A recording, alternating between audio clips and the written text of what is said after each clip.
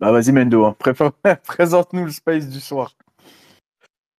Comme vous l'avez vu, les gars, Space du soir, on était un petit peu déçus. Je vais encore refaire la genèse de tout ce qu'on s'était dit par rapport à l'UFC Paris parce que c'est vraiment une dinguerie. On était déçus il y a quelques semaines qu'il n'y ait pas on va dire, qu'il y avait un manque d'opposition. On était déçus qu'il n'y ait pas de nouvelles signatures francophones ou françaises. Bah là, du coup, après avoir eu un Benoît Sandy, Mauricio Murphy, après avoir eu un Mauricio Pitbull contre Lawson Keita, Patricio. l'UFC vient d'annoncer. Patricio. Pitbull. Ouais, Patricio. C'est pas Patricio. Hein, C'est pas Patricky. Non, t'as dit Mauricio Pitbull. Non, il dit Mauricio Ruffi. Après, je dis Patricio Pitbull, Non, Lawson Keita. non, non, t'as dit Mauricio Pitbull aussi. Mais c'est pas grave. Vas-y. Ah ouais? Bon, les gars, je suis fatigué. Ah oui, on sait que t'es fatigué. Je te rends fou, vas-y.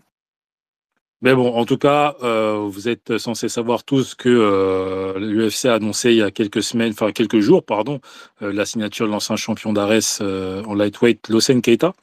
Lawson Keita, putain, je suis cuit, les gars!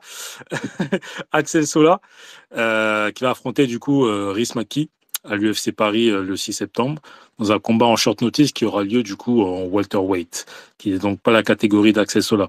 Donc comme d'habitude, on va essayer d'analyser le combat en discutant des forces et faiblesses de chacun. On va essayer de chercher le chemin de victoire plus pour Axel Sola, parce que c'est plus ce qui nous intéresse.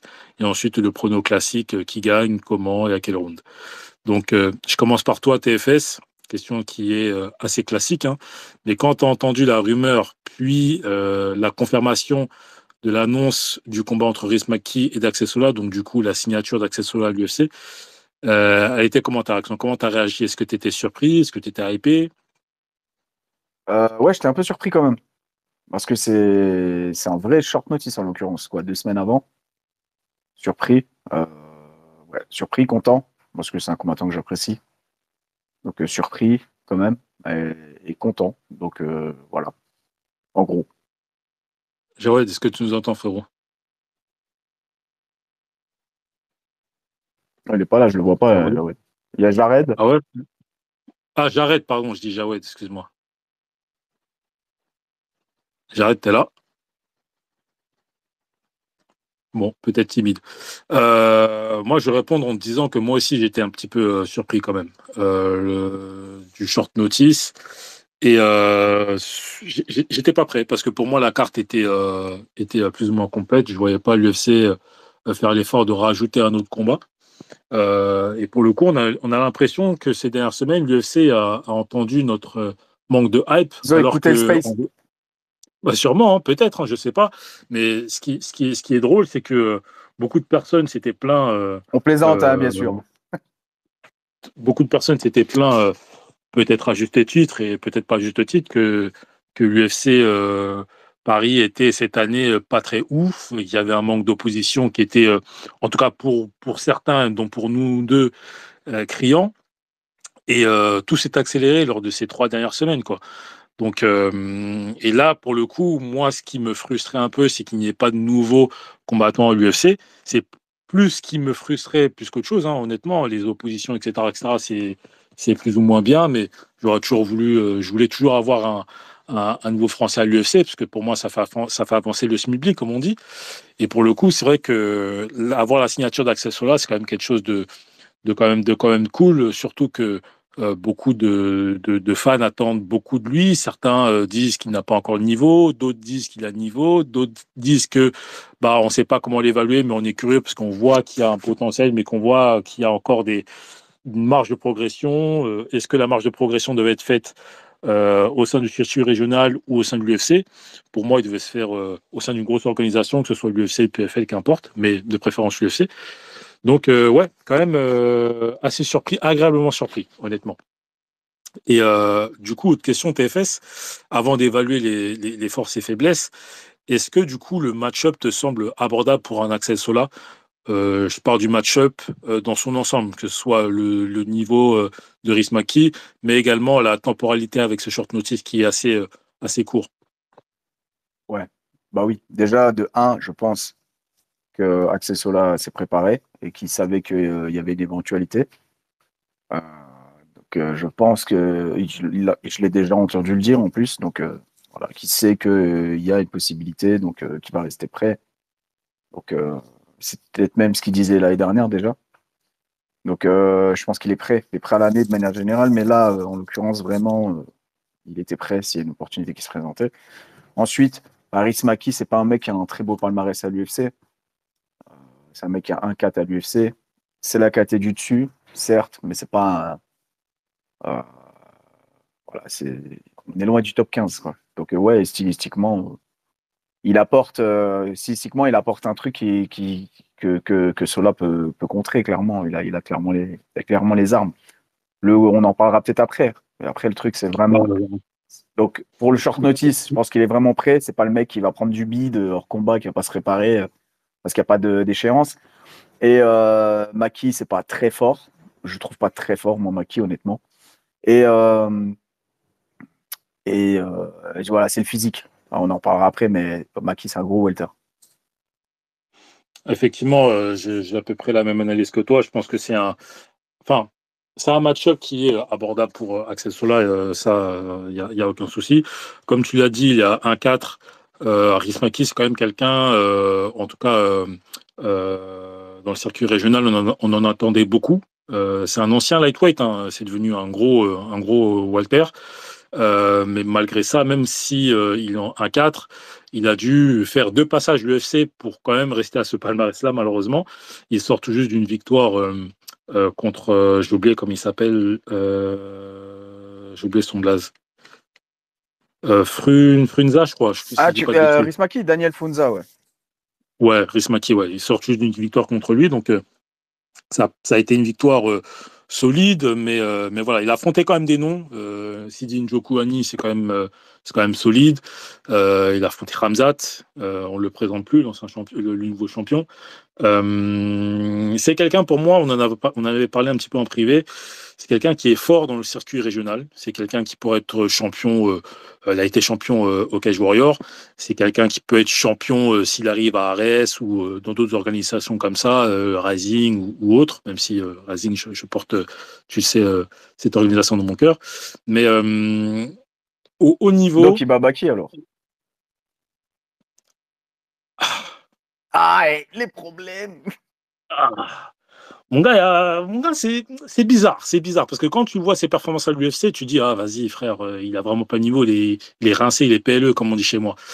Mais vraiment quand tu vois ses combats au Cage Warrior, tu dis putain. Et moi quand il est arrivé à l'UFC, je me suis dit bon, ça peut être quelque chose, tu vois, ça peut être quelque Ouais, chose. mais l'adversité au Cage Warrior, excuse-moi, sur les combats qu'il gagne, on est très loin de l'UFC. Hein. Je suis d'accord, mais sur les combats que Baki gagne à l'ARES, est-ce que tu penses que Maki il les perd? Non, je suis d'accord avec toi, il les perd pas forcément. Tu vois ce que je veux dire? Donc l'adversité, voilà, elle est Je moyenne, posais que ce juste soit à une l'ARES question. ou... Je posais juste une question. Non, mais moi je comprends ta question, même si tu veux me mettre dans la sauce, mais moi ça va, la sauce je la graille. Mais en tout cas, dans tous les cas, on est d'accord pour dire que c'est quelqu'un qui a le niveau pour le circuit régional, Ouais, mais pour l'UFC c'est assez compliqué. complètement. Et quand je fais le parallèle avec cette opposition-là, bah Axel Sola c'est quelqu'un qui a clairement le niveau régional également.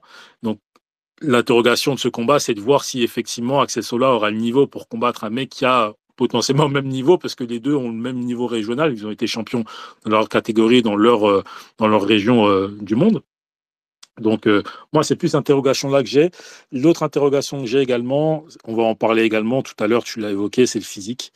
Pour moi, prendre un short notice avec face à un combattant qui fait presque 1,90 m pour presque 2 mètres d'allonge, c'est quand même assez compliqué. Même si tu as des sparring partners comme Virgil Hogan, des sparring partners comme Kevin Jousset, pour moi, c'est un petit peu. Et en plus, dans une catégorie au-dessus, même si on sait que c'est un gros lightweight, mais ça reste pas forcément un énorme welterweight.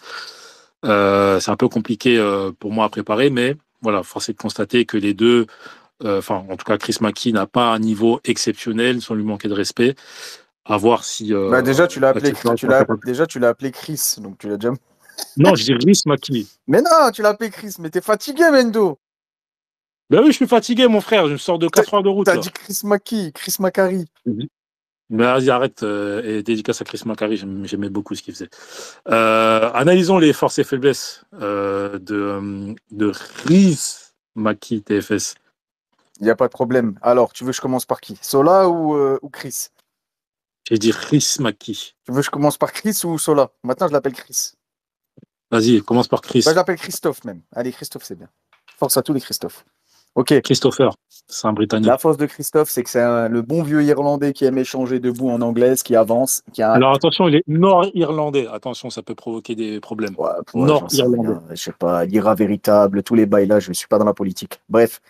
Euh, le bon vieux Irlandais, ça veut dire il aime la bagarre, ça avance. Bon bras avant, très long, tu l'as dit, donc 1,98 m d'allonge. Donc grosse allonge, il l'utilise pas mal en anglaise, hein. Il avance, il met la pression.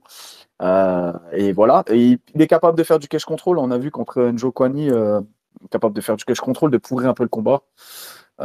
Mais sa force avant tout, bah, c'est son striking, hein. Pour moi, surtout son bras avant. Il a un bon bras avant. En piston, là, il est bien long, il est bien grand et il fait mal avec son jab. Donc voilà, sa force, c'est le striking. Le striking, c'est un gars qui est dur au mal. Et pour Sola, bah Sola, il a un bon jab aussi. Sola est beaucoup plus complet. Donc c'est un bon striking, une assez bonne lutte, un bon cage control, un bon sol. C'est vraiment un mec complet. Sa force, bah, ils sont assez similaires en vrai dans leur style. Parce que Sola, il aime bien imposer son jab aussi. Il aime bien imposer son jab. Après, non, au niveau des déplacements, c'est pas vraiment similaire, mais ils sont longélignes, c'est tous les deux un peu des way bullies, tu vois, des mecs qui sont grands, longélignes, qui ont de la longe pour leur catégorie et qui imposent leur bras avant. Mais voilà, Sola, il s'est amené le combat au sol, il s'est collé à la cage. Il y a un vrai fight IQ, je trouve. On l'a vu plusieurs fois quand il s'est fait toucher par. C'est Gagloev, je crois, ou Sasloev? Non, Gagloev, je crois.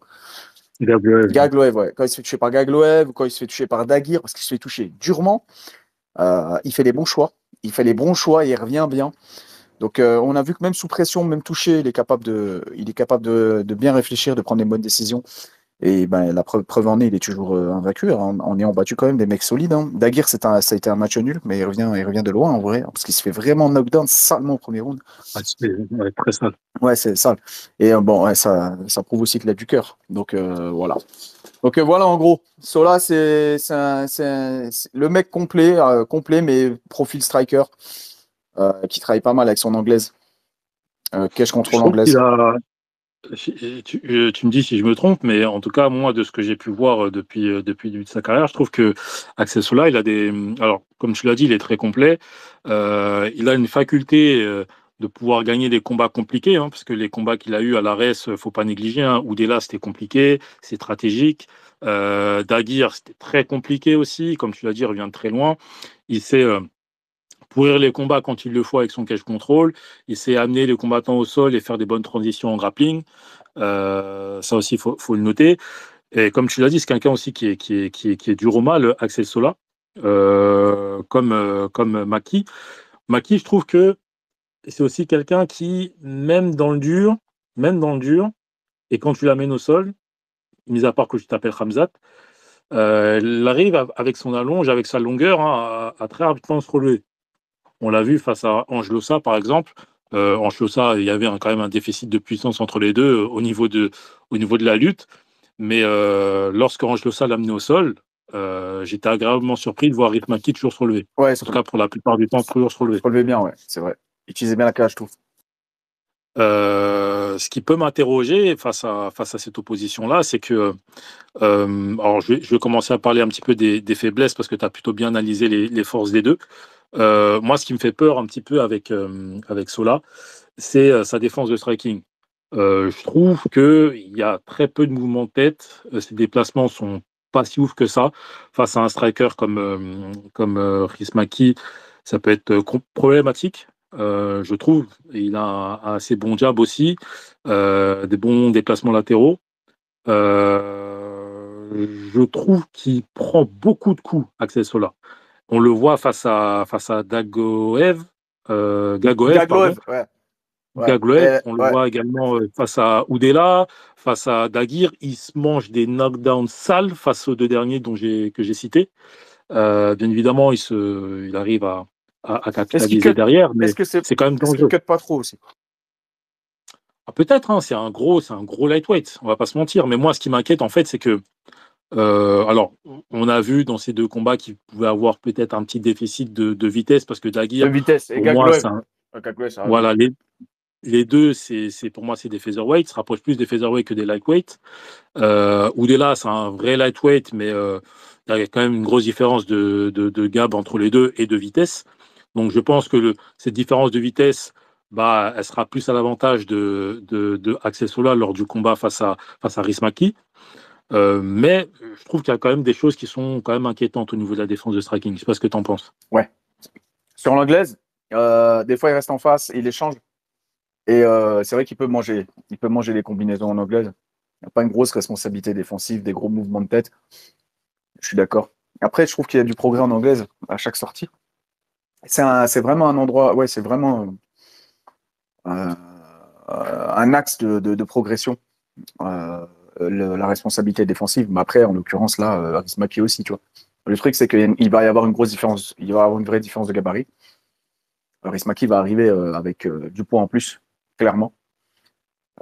Et l'impact des coups vont pas être les mêmes. Vont pas être les mêmes. Ah, c'est clair. Rismaki, en plus, il joue sa place, probablement.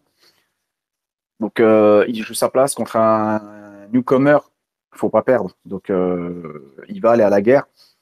Moi, ce qui me fait peur, c'est pas forcément les échanges, parce que Maki, il a un assez bon jab, mais bon, si tu tournes, tu te déplaces, il va quand même galérer. Je te dis, Maki, c'est vraiment un mec, dès que tu es dans l'échange avec lui, en fait, Maki, tu essaies de le lutter. Si tu n'arrives pas à le lutter, il t'oblige à aller à l'échange, et là, ça devient compliqué, tu vois. Parce qu'il aime bien faire la bagarre. Prend un coup pour en remettre un. Il peut même en prendre deux pour en remettre un. Il finit beaucoup les combats avec la tête au carré. Et comme tu as dit, Sola, il prend pas mal de coups en anglaise. Je suis d'accord avec toi. Et bah, le poids, la différence de poids, ça pourrait être sale. Mais moi, je vois pas cette dynamique de combat, vraiment. Je vois pas cette dynamique de combat. Moi, je pense vraiment que Sola va tout faire, tout faire, et il a raison, pour pourrir le combat. Full cash control. Donc, tu vois, ce cash control où tu vas pas lutter pour lutter. Tu vas pas lutter pour amener le mec au sol. Tu vois, genre, lutter, mais tout donner pour vraiment foutre le mec sur le cul. Tu vas lutter, tu vas te placer, tu vas gagner du temps, tu vas mettre des coups de genoux, des béquilles, tu vois, tu vas mettre des coups, tu vas frapper avec tes poings, tu vas mettre un peu de coude, etc. Et s'il y a une opportunité qui se présente, tu vas aller la chercher, de passer une jambe à l'intérieur, d'amener au sol, mais tu vas égrener le temps en collant le gars à la cage, en te positionnant bien avec le crâne et en pourrissant le combat, en fait. Et je pense que Maki, il galère contre la cage debout, tu vois. Et Mhm. donc, je pense que il y a de grandes chances qu'on voit un Solak qui combat pas comme d'habitude. Tu vois, qui est pas très aérien, à se déplacer, à venir avec son jab. Je pense que c'est la meilleure solution, c'est vraiment de coller un maximum Maki. Parce que l'impact des coups, ça va être compliqué. Et je pense que cela, il est vraiment bon, ce cash control. Il est bon, il est vraiment technique, il est vraiment bon. Donc ça, il peut pallier la différence physique sur ça. Ça va pas le déranger, je pense, de lutter. En plus, il se part toute l'année avec Virgile Aujean. Il est costaud, c'est un bœuf aux gens. Ouais, c'est un monstre. C'est un Donc monstre. comme c'est un bœuf, je pense que ça va pas. Quand il va venir au clinch avec Maki, il va pas du tout être choqué de la puissance ou des placements, des appuis, tu vois. Et bah, ça va être de l'eau, je pense. Donc je pense qu'on pourrait étonner de voir un Sola le ventre plein, tu vois, un Sola 77 kilos qui a pas de cut, qui a pas cut en fait, limite qui a presque pas cut, euh, qui a fait un petit cut, qui va arriver le ventre plein. On pourrait être étonné. Il pourrait vraiment annihiler. Mais je vois pas un truc où c'est au milieu, ça échange, et puis Sola, il stand and bang, et il touche, et voilà, remise, contre, un truc dans le genre. Non, je vois vraiment un truc où Sola, il va venir coller à la cage, pourrir. Et Maki va avoir du mal. Je pense que Maki va avoir du mal. Parce qu'il a une grosse lacune. En l'occurrence, c'est pas une petite lacune, c'est une vraie lacune en lutte. Vraiment, Ouais. la lutte défensive, il est tellement grand, tu as vu, dès que tu rentres, il n'a pas ce sprawl, tu vois, le sprawl naturel. Il n'a pas ce sprawl Mhm. naturel, tu vois, à la Geji, tu vois, toute proportion gardée. Mais tu vois, athlétiquement, il n'a pas ce truc du tout. Et quand tu n'as pas ce truc, tu es très grand. En général, tu as un Wizard, tu as un Overhook, et tu as un minimum de judo, de placement. Lui, il n'a pas ça. C'est vraiment, quand tu rentres en lutte, il n'aime pas. Il n'aime pas. Ouais. Et je pense qu'il y a vraiment. Même sa stance, elle te pousse à essayer de l'amener au sol, hein. Que ce soit en single ou, tu vois. Moi, je trouve que quand je vois sa stance, sa manière de se déplacer, quand je vois le combat qu'il fait face à Ange Losa, je me dis, ouais, c'est criant, ses lacunes en lutte, mais c'est également sa manière de se positionner dans la cage qui incite limite presque à les amener au sol. Ouais, il a une stance un peu Nakmoué au niveau de la. Il est très, très droit, en Ouais. fait. Il est très droit. Mm, mm, mm, mm. Ouais. Tu évoquais le côté émotionnel en parlant de Rhys McKee, du fait de son palmarès et du fait que, bah, effectivement, il va combattre face à un, excuse-moi de l'expression, mais c'est la réalité, un no-name à l'UFC en short notice. Donc, il a tout intérêt à gagner. Et s'il perd, bah, on sait que ça va être très compliqué pour lui pour la suite. C'est bien de mettre ce côté émotionnel pour Ismaki. Est-ce que on ne pourrait pas mettre également ce côté émotionnel où effectivement on sait que Axel Sola c'est quand même quelqu'un de très cérébral dans la cage, mais c'est aussi quelqu'un qui peut être généreux. Est-ce que tu ne penses pas qu'il voudrait faire un peu plus, prendre plus de risques, essayer de faire plaisir à son public qui sera pour le coup présent dès le début, hein, puisque tous les UFC Paris, en tout cas que moi j'ai fait, honnêtement, dès 18h, c'était full. Là, je pense que ce sera full pour lui. Est-ce que tu ne penses pas qu'il y aurait ce risque Ouais, que Axel Sola, du coup, se dénature un petit ouais, peu qu'il pour soit pouvoir montrer galvanisé un par peu la plus foule. les... Il est galvanisé. Exactement. Premier UFC. Genre, ouais, envie de prouver. C'est possible. C'est possible. Parce qu'on le voit échanger des fois. On le voit échanger, c'est possible. S'il a pas de- Si tout ce dont je viens de parler ne fonctionne pas du tout. Mais seulement dans le cas où tout ce dont je viens de parler ne fonctionne pas. Là, il va devoir serrer les dents et dire, OK, on y va. Mais en première intention, c'est ta stratégie. Genre, j'arrive, les gars, ce soir, on fait chaud, on divertit les gens, ils vont apprendre à me connaître. Je pense pas que ce soit une bonne idée. C'est pas ta KT, c'est un short notice. S'il gagne, c'est un énorme point. C'est un énorme point de gagner. C'est vraiment parce que tu arrives en 2 semaines, comme tu dis, tu es un no-name. Il bat quand même un mec qui a 5 combats à l'UFC, même s'il y a quand même beaucoup de défaites. C'est un mec qui était champion du Cage Warrior. Donc, c'est quelqu'un qui est crédible parce qu'il se fait virer de l'UFC, il va au Cage Warrior, il prend la belt, il la défend, il revient à l'UFC. Là, il est sur une victoire. Donc, le battre en short notice, c'est pas ta KT, c'est une KT et le welter, et c'est un welter, un énorme welter, ce serait déjà fou, quand bien même que le combat serait ennuyant à mourir. Donc, pour répondre à ta question, non, je pense pas. Il a ce côté un peu, tu sais, robotique, autiste, pianiste, qui collectionne des mains gauches, là, que j'aime bien, Axel Sola, tu vois. Je pense pas que c'est un mec qui va se faire submerger par les émotions. Je pense qu'il va arriver début de carte, tu vois, entre guillemets, se faire petit, tu vois, arriver. Voilà, je pense pas qu'il va arriver en mode, tu vois, il y a tellement de noms derrière, il y a tellement de stars, il y a tellement de. T'as un co-main énorme, un main énorme. Non, moi, je pense qu'il va arriver en mode, les gars, là, il faut juste faire le boulot. Si c'est un contrat de 4 combats, j'ai 3 combats à 70 kilos, j'aurai le temps de préparer. Et non, pour te répondre, non, je pense pas, à moins qu'il n'ait pas de choix.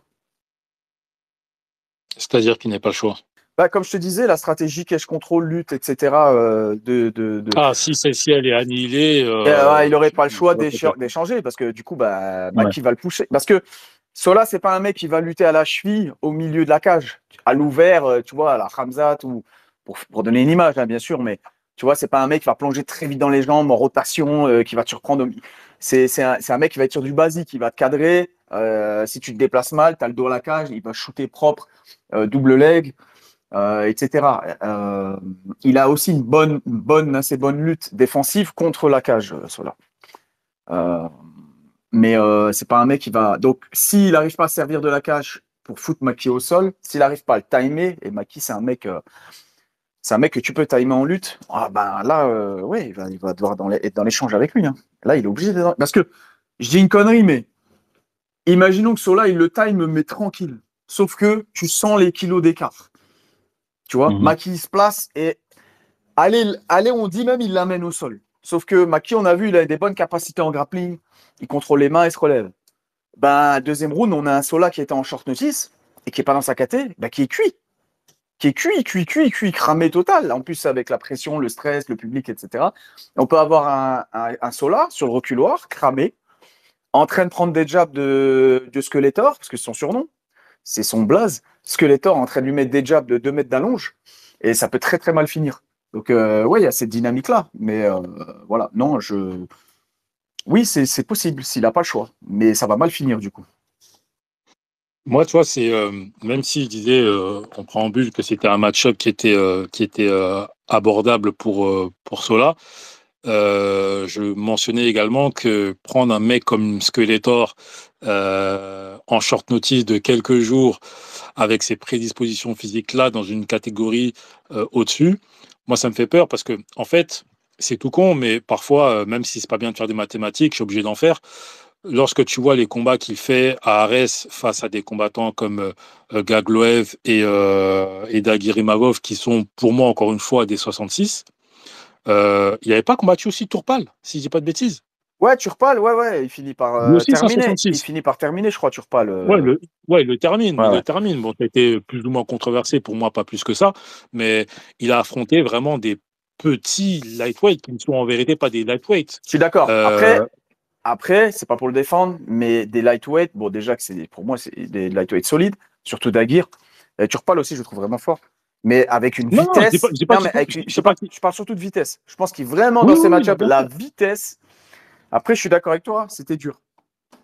Bah, c'était dur. Et puis, au-delà de ça, moi, j'ai envie de juste te dire que, bien évidemment, ces combattants sont très bons. Il n'y a pas de souci.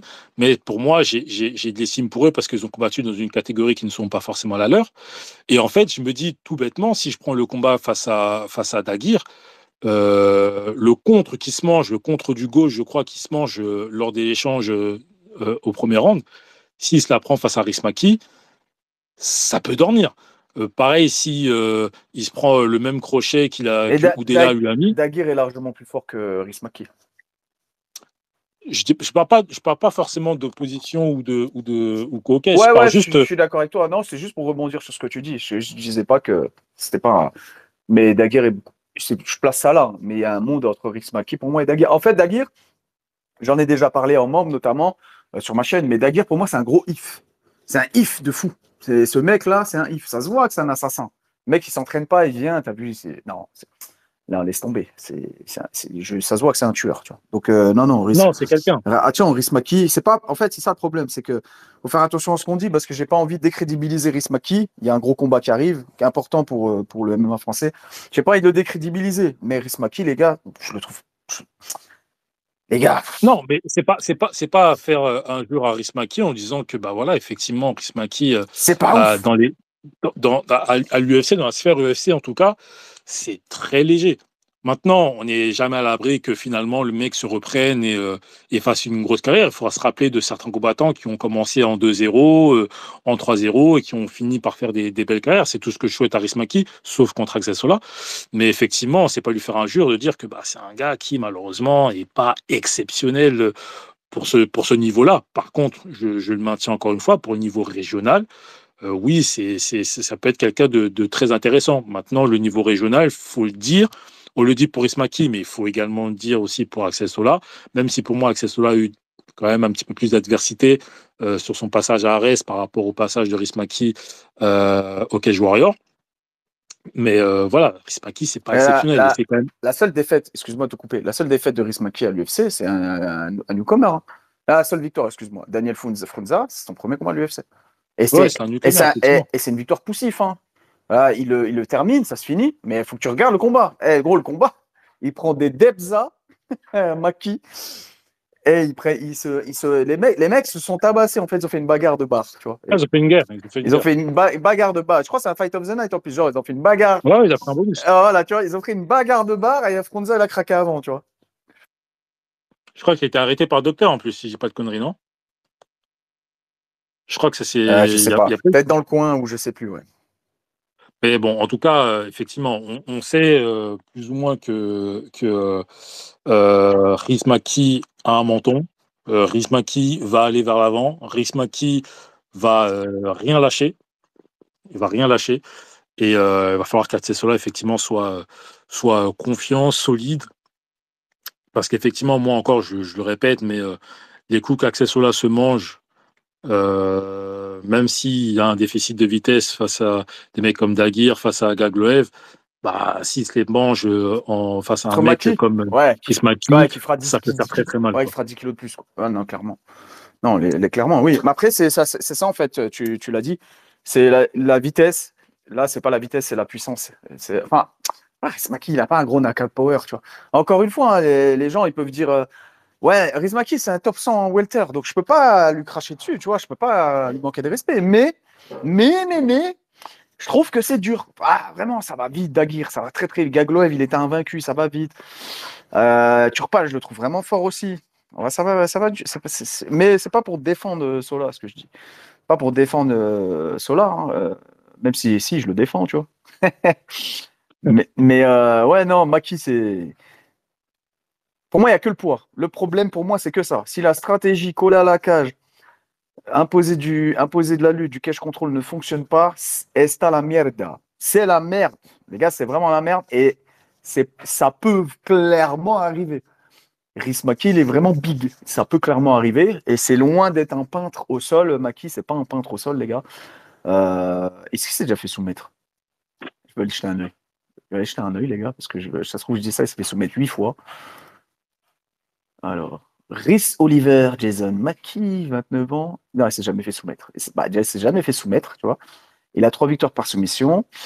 Et il s'est jamais fait soumettre sur 21 combats. Donc déjà, et il a des belles petites schlappes. Donc voilà. Comme tu l'as dit, contre Angelosa, il était en full puissance, double leg. Poussif, mais ça avait passé clean. Mais il a pas. Après, Angelosa, c'est pas un grappleur top position reconnu, tu vois. Mais il a quand même pas Non, réussi c'est à le un mettre. gars qui est puissant, ouais, il a des bases Plus de un lutte, mais striker. sans plus. C'est un striker, Oui, bien Angelosa sûr, en plus. bien sûr. Mais il n'a pas réussi à le maintenir au sol. Par contre, Ramzat, bon, Ramzat, c'est Ramzat, hein. Mais Ramzat, qu'est-ce qu'il lui a fait? Mais Ah non, Ouais, Ramzat, il après, lui a c'est fait. Hamzat. Ouais, c'est Ramzat, mais bon, il lui a fait comme un bébé, hein. Oh là là, il l'a assassiné. Donc, ouais, on va voir. On va voir. Il y a mon gars Riyad. Dis-nous, parce qu'on est en mode monologue là. Assalamu alaikum. Ouais, je suis monté parce que c'était devenu short notice de Mendo, donc je suis venu un peu donner la force. Je Walaikum vois salam. que Alaikum Sola, salam. malgré la signature à l'IFC, il n'y a pas trop de hype pour lui. Hein. Ah ouais, tu Personne qui trouves? veut participer. Ben, personne Ouais, qui ouais, bah, participe déjà ouais. au space, c'est spécial. Hein. Peut-être que les gars connaissent pas forcément beaucoup Access Sola, mais moi, en tout cas, lorsque j'ai entendu sa signature, j'ai vu un petit peu de hype autour de lui. Après, Ben, moi, je suis hype parce que c'est du nouveau, en fait. Ça apporte un petit peu de fraîcheur. Comme tu l'as dit au début, il n'y a pas eu de nouvelle signature pour cette UFC française. Bon, il y a Lawson Keita, mais ça apporte un petit peu le côté français et on attendait un peu du nouveau. Donc, c'est venu au dernier moment, donc c'est sympa, tu vois. Mais, euh, mais je sais pas, j'ai pas l'impression qu'il y a beaucoup de monde qui est là, qui a envie d'intervenir, qui veut parler du combat. Donc, En même temps, c'est normal. ok, Normalement, on parle de Khamzat, on fait des spaces sur Makhachev, on fait des spaces sur Topuria. ouais, c'est C'est vrai, sûr que les c'est gens vrai. ne connaissent pas forcément bien la carrière de Mais Sola. à une semaine de l'UFC Paris, tu vois, j'aurais pu penser qu'il y avait un peu plus de monde qui voulait parler de la nouvelle signature. Mais toi, moi, qu'est-ce je que tu pense penses que de ce c'est un match-up? combat abordable pour Sola. Je pense que c'est un combat abordable dans le sens, ça aurait pu être pire. Mais le fait que ce soit short notice et différence de catégorie, moi, je vois Rismaki quand même meilleur. Je pense qu'ils ont un niveau similaire en termes de chacun dans leur division.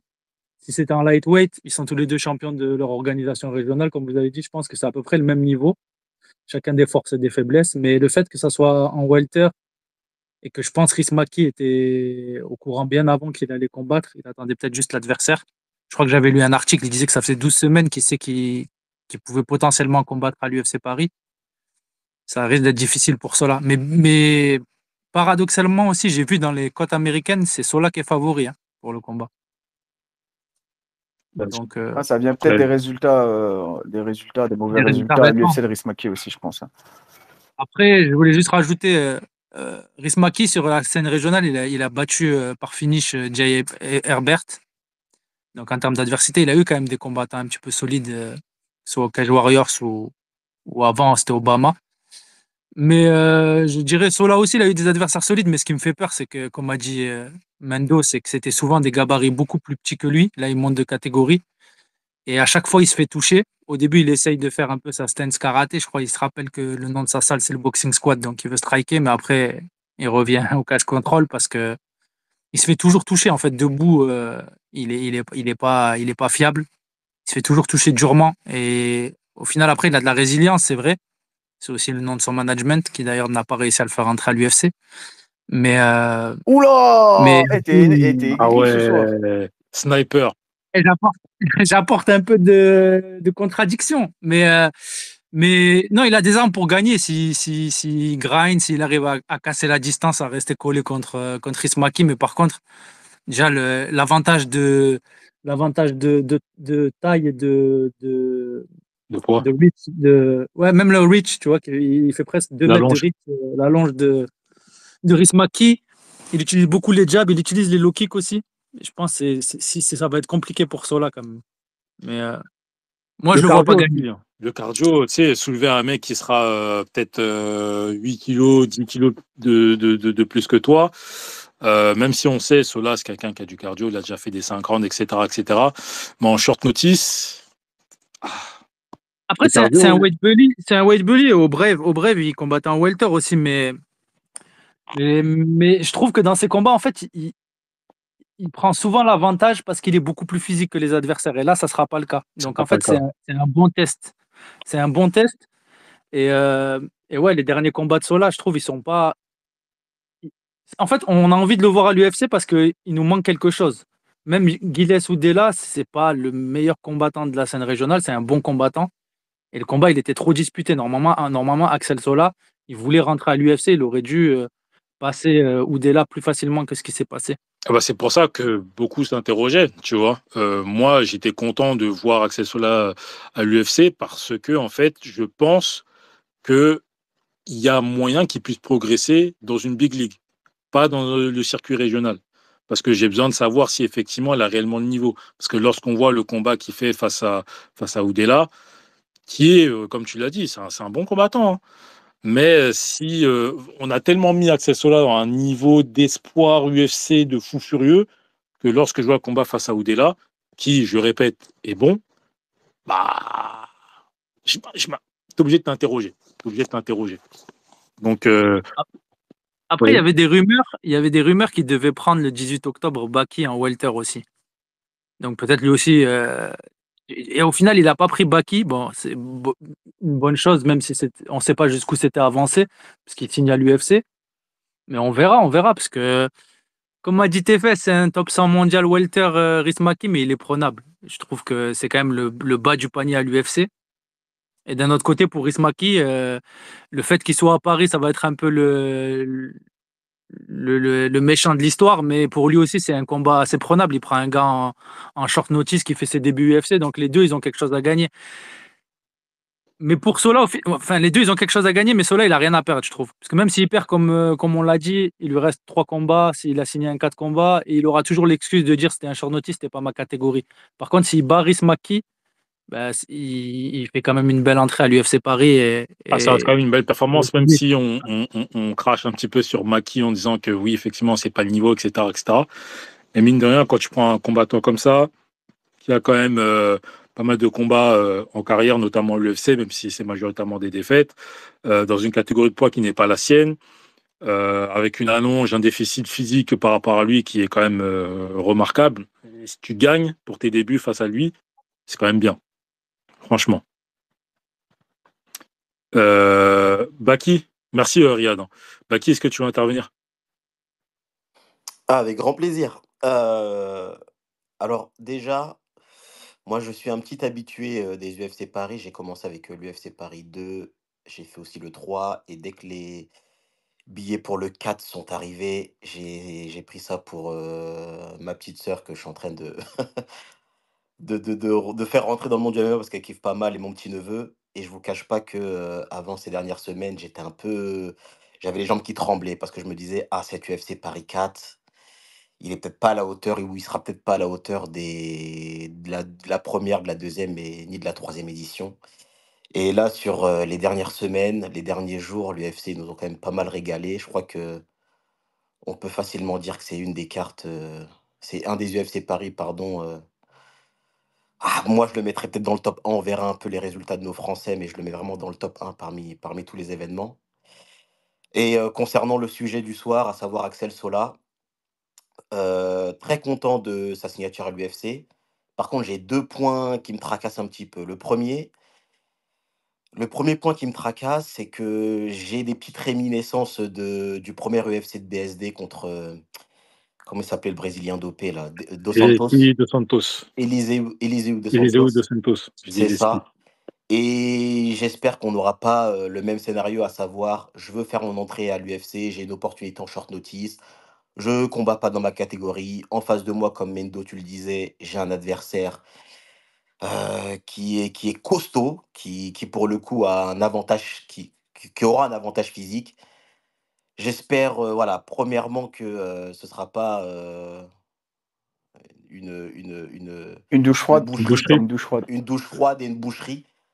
Donc c'est une petite inquiétude que j'ai, et deuxième inquiétude que j'ai, c'est que j'ai pas l'impression, corrigez-moi si je me trompe, que Axel Sola, malgré tout le potentiel qu'on lui prête, et moi le premier, qu'il soit au sommet de son art. Quand je dis au sommet de son art, bah, il est encore jeune, naturellement, il est pas au sommet de son art, mais sur ses derniers combats, je sais pas si vous avez remarqué, il avait toujours une attitude à la fin du combat comme le mec déçu de sa performance. Comme si, ce qu'il arrivait à reproduire aux entraînements, c'est pas ce qui était ressorti pendant les combats. Et généralement quand enfin, j'ai l'impression que quand tu signes à l'UFC, tu signes à l'UFC quand tu es sûr de ton karaté, quand tu as explosé tout le monde, en fait, dans tes organisations mineures, quand tu es, entre guillemets, quand tu as des combats de référence. Et j'arrive pas à trouver pour, Solin un combat de référence où, il arrive à l'UFC et on a des certitudes sur son MMA. On connaît ses qualités, le catch control et compagnie, mais je sais pas, je le soutiendrai à 100 le jour J, mais même son attitude corporelle à la fin de ses combats te montre que lui-même, il est pas satisfait encore de ce qu'il produit dans la cage. Et on le sait, l'UFC, c'est le haut niveau, faut que tu arrives là-bas, sûr de ton karaté. Tu vas arriver à l'UFC Paris, alors moi j'en ai vécu 2. Je peux vous dire que l'ambiance, elle est électrisante. Déjà en tant que spectateur, j'ose même pas imaginer ce que ça donne en tant que combattant. J'ai voilà, je suis super content qu'il ait signé, et j'ai envie de dire, tant mieux que ce soit fait par cette porte-là. On va pas bouder notre plaisir. Mais j'ai ces 2 points-là qui me tracassent. Et pardon, j'en ai un troisième qui vient de me venir.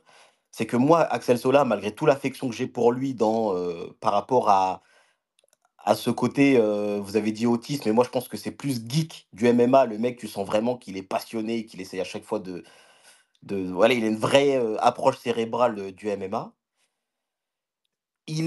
Moi, ça a jamais été, parmi les combattants divertissants. Je il fait pas partie de mes combattants divertissants où je prends plaisir à regarder, où je me dis: «Oh, Axel Soleil va combattre, ça va être, le feu».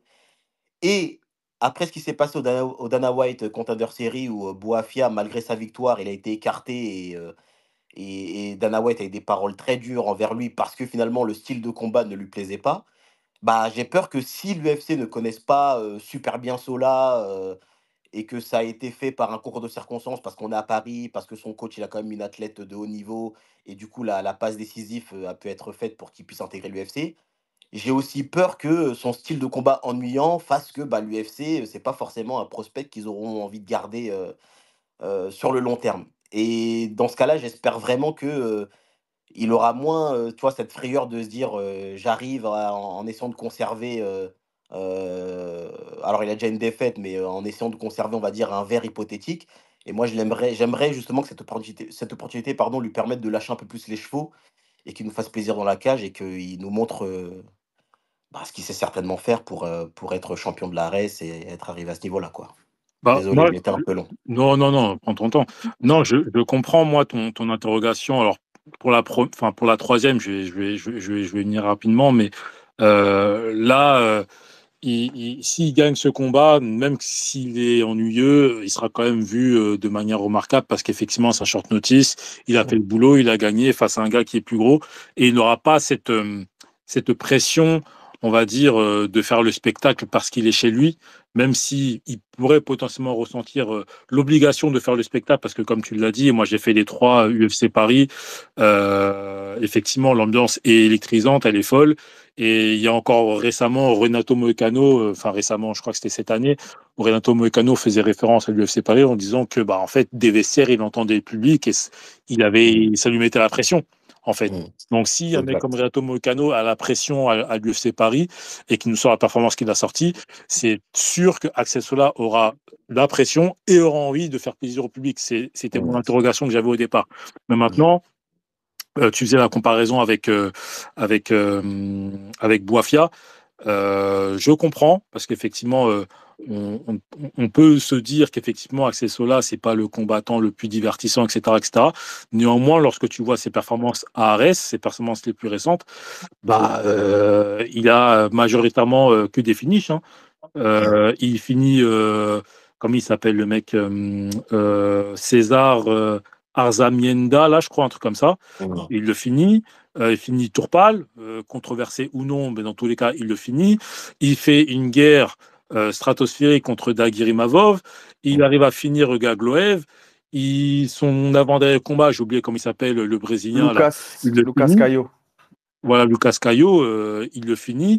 Et le combat face à Achilles Oudela, bah, effectivement, je capte ce que tu veux dire au niveau de la frustration qu'il a, parce qu'effectivement, le combat face à Caio, bon, il maîtrise, mais il prend quelques coups. Le combat qu'il fait face à Dagirimavov, même si c'est une grosse guerre, on le voit aussi frustré à la fin.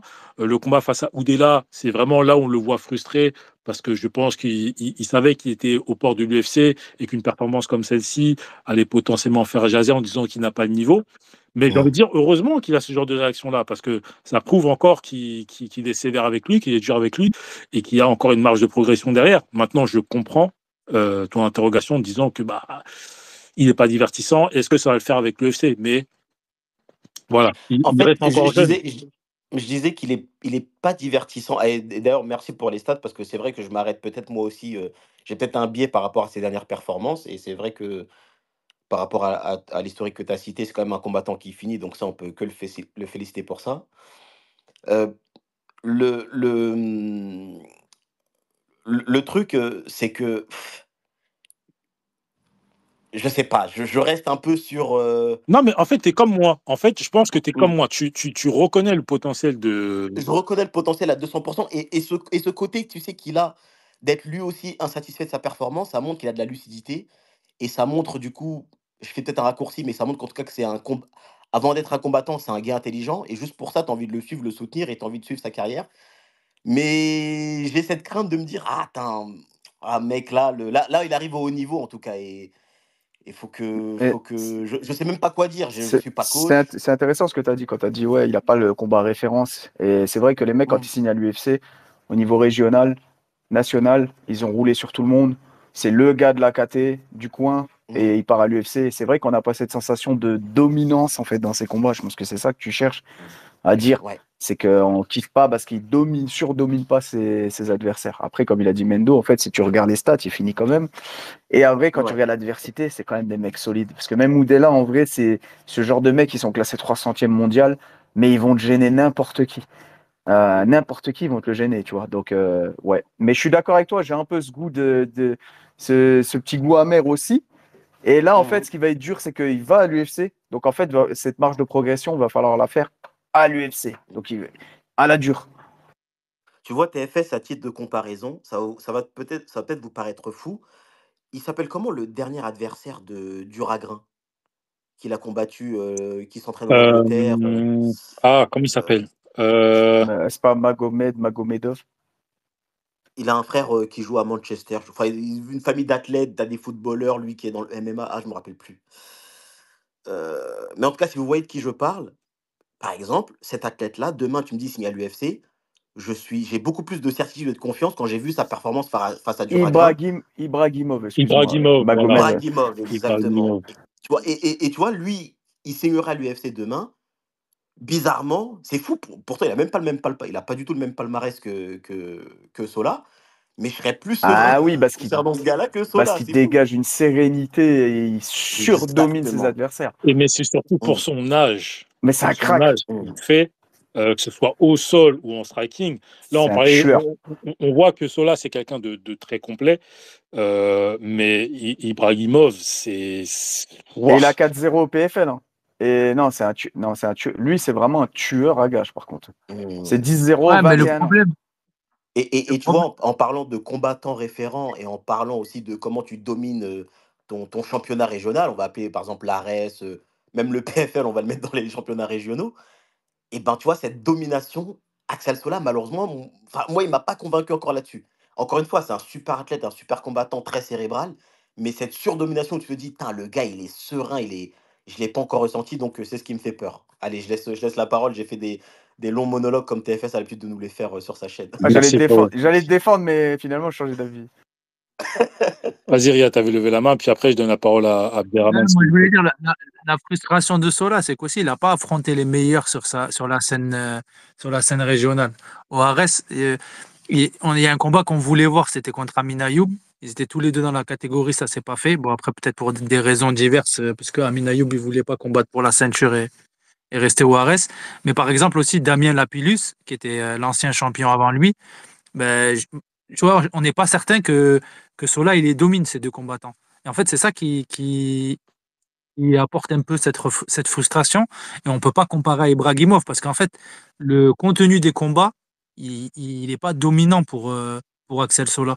Il y a toujours une petite frayeur, soit debout, soit c'est difficile pour lui. Et il a du mal à finir Oudela. Le combat, il est serré. On peut même dire que ça pourrait pencher du côté de Oudela.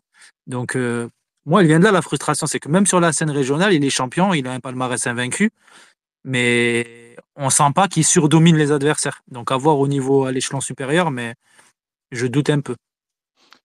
Alors, il y avait Abderrahmane et Santino qui sont arrivés. Est-ce que vous voulez prendre la parole? Sinon, je donne la parole à. C'est quoi son blaze? Ricky? Ouais, je veux bien, hein. Vas-y. Salut les gars. D'abord, merci Mendo, merci TFS pour ce que vous faites, pour les travaux. Moi, je suis d'accord avec majorité avec ce qui a été dit. Je connais pas trop le parcours de Sola, juste les derniers fights. Euh, je dirais que c'est un faux problème, en fait, sa présence à l'UFC, parce que, en fait, faut voir les choses, à mon avis, de manière différente. C'est, premièrement, est-ce qu'il y a un vrai clair niveau intermédiaire entre l'ARES et l'UFC? Je crois pas. Est-ce que Sola est l'un des meilleurs prospects français et celui qui mérite le plus? À mon avis, oui, je crois. Et donc, en fait, voilà, l'UFC, c'est un passage obligé, il faut y aller. Quand il faut y aller, même si t'es pas prêt. Et en fait, c'est le même mot d'ordre pour tous les combattants français. Et tu joues avec les règles du jeu de l'UFC qui changent, voilà, plus ou moins selon les années. Et tu as 4 matchs. Voilà, faut performer. Faut intégrer en fait je crois, cette notion d'entertainment aussi dedans. Tu es obligé. Et voilà, il faut surtout progresser significativement entre les matchs. Et voilà, pour ne pas avoir de regrets après. Donc finalement, je pense que c'est le même mot d'ordre pour tous les fighters français. L'UFC, c'est vrai que c'est un autre niveau en termes de pression. Tu joues chez toi, tu viens d'arriver, mais voilà, va falloir sortir des matchs et pas jouer avec le frein à main sans trop effectivement s'exposer. On a eu le cas Aaron Pico aussi. Euh, Après, voilà, deux Excuse-moi, semaines. le très surcoté Aaron Pico, j'insiste. J'ai mal compris ou l'intervenant juste avant, il a dit que Sola, c'est le meilleur prospect Non, français. un des meilleurs. Un des meilleurs. Waouh. Ok. Moi, je crois qu'il a dit le meilleur. Moi, j'ai entendu un des meilleurs. Et j'ai entendu Il a aussi dit un des meilleurs. Le Ares, c'est proche de l'UFC en termes de niveau. Non, non, je n'ai pas dit ça. Non, il n'y a pas vraiment de niveau entre les deux. En gros, je pense qu'il veut dire justement que l'ARES est loin à niveau. Voilà, Ah, ok, ok. d'une, j'ai dit qu'il semblerait, hein, selon la majorité des personnes, que c'est un des prospects français, en tout cas les plus visibles. Et deux, j'ai dit qu'il n'y avait pas de vrai clair niveau intermédiaire entre l'ARES et l'UFC pour qu'il puisse passer à un palier supérieur. Et donc, il était bloqué au niveau de sa progression. En France, oui, mais en Europe, il y a des organisations intermédiaires comme Octagon, KSW. Tu peux loger même le PFL Europe avant de passer à l'UFC. Moi, je pense qu'il y a des prospects en France qui sont meilleurs que lui, mais ça reste un bon prospect français maintenant à voir sur l'échelon supérieur. Mais Non, en mais tout cas, après, Riyad, je pense que excuse-moi de t'interrompre, mais ce que peut penser aussi Abderrahmane, c'est qu'effectivement, tu as totalement raison, hein, en disant qu'il aurait pu signer dans une autre organisation majeure européenne pour continuer à progresser, mais il pourrait continuer à progresser également à l'UFC en combattant des gars qui sont effectivement comme Aris Maki, top 100, et grimper les échelons à l'UFC en partant du bas pour arriver potentiellement en haut, tu vois. Il y a deux parcours qui sont faisables. Il a pris l'opportunité de sa vie de signer à l'UFC. Je pense que n'importe quel combattant aurait fait la même chose. En tout cas, n'importe quel. Enfin, si je me mets à la place d'un mec comme Axel Sola qui ambitionne uniquement l'UFC, je pense que tout le monde aurait fait comme lui, a raison. Donc, il y a plusieurs chemins, comme tu le stipules. Le chemin de prendre l'UFC, d'aller au plus bas pour essayer d'aller au plus haut, c'est pas aussi quelque chose d'infaisable pour un mec comme lui. C'est quelqu'un qui a que 27 ans, qui va sur ses 28, si je dis pas de bêtises. Il a encore le temps de progresser, hein. Santino, est-ce que tu veux intervenir? Ouais, non, non, non, mais je suis d'accord avec ça. Moi, j'avais juste, je me trompe peut-être, mais j'avais juste pas l'impression que c'était, en termes de carrière, partir au KSW était, bon, d'une part, parce que tu as cette opportunité-là et tu peux pas la refuser, quand tu la cherches aussi, et de deux, j'avais pas l'impression que c'était un bon move de partir au KSW pour ensuite récupérer l'UFC. C'est de plus en plus compliqué. Et donc en Ah bah termes non, de là c'est moins progression. compliqué là pour le coup. Ils sont beaucoup plus ouverts l'UFC en ce moment. Ça aurait Ah pu être un d'accord. move, hein. Ah, ça aurait pu être un move, hein. En ce moment, si tu remarques un petit peu, l'UFC commence à signer des noms d'autres grosses organisations européennes. Il y en a deux du KSW qui viennent de signer. T'en as deux de l'Octagone qui viennent de signer aussi. Faut pas oublier Lima qui a signé et qui a fait des plutôt bons débuts, même s'il part avec une défaite. Et là, l'UFC commence un petit peu plus à s'ouvrir du fait que bah, malheureusement, depuis quelques années, il n'y a plus forcément de grosses stars. Donc là, maintenant, l'UFC commence un petit peu à capitaliser sur des noms, même si on peut regretter certains noms qui ne sont pas, qui ont voulu venir, mais qui ont pas pu venir suite à l'ancienne politique de l'UFC, à savoir Abdul ou Paul Hughes. Donc, mais là, voilà, ils sont en train de revenir en signant deux mecs du KSW, deux mecs de l'Octagone, et il faut pas oublier les mecs du Bellator aussi qui sont venus, même si eux, c'était une opportunité qu'il fallait prendre pour l'UFC. Donc voilà, hein, il aurait pu aller au KSW, patienter encore un petit peu plus, mais le problème, c'est qu'il arrive à quand même 28 ans. 28 ans, c'est quand même le moment pour lui, surtout dans ces catégories lightweight, de venir à l'UFC, tenter sa chance, quoi. Autant pour moi, ouais. Donc ça aurait pu être un move. Bon, après tu refuses pas forcément, donc c'est le moment, faut y aller. Et surtout, vu le nouveau deal de l'UFC, j'ai l'impression que finalement, euh, peut-être ils vont recruter beaucoup plus d'autres organisations, mais peut-être qu'ils auront plus la même patience qu'avant, avec des combattants qui sont moins étincelants entre guillemets, ou voilà qui font un peu moins le spectacle. Donc va falloir qu'il y aille comme tous les autres, et voilà qu'il n'ait pas de frein à main, quoi, tout en étant stratégique. Donc ouais. Divertissant mais stratégique. Ricky, est-ce que tu veux prendre la parole, frérot? Ouais, bonsoir à tous, bonsoir TFS, bonsoir Mendo. Salut, mon gars. TFS, il a bien résumé moi ce que je voulais dire sur cela. En fait, pour moi, ce qui peut faire douter les gens sur le niveau de cela, c'est qu'il n'a pas de victoire indiscutable, dans le sens où, lorsqu'il affronte des mecs vraiment solides, slash de son niveau, c'est jamais une domination à sens unique. Alors qu'en général, avec les mecs invaincus, on a souvent un peu cette impression de domination. Il y a aussi le fait qu'il soit bon de partout et qu'il excelle forcément nulle part. Mais moi, je pense que c'est une bonne chose qu'il ait signé maintenant. J'allais dire qu'il ait signé jeune. Mais comme Mendo venait de dire, il a déjà 28 ans là en septembre. Alors je le pensais un peu plus jeune.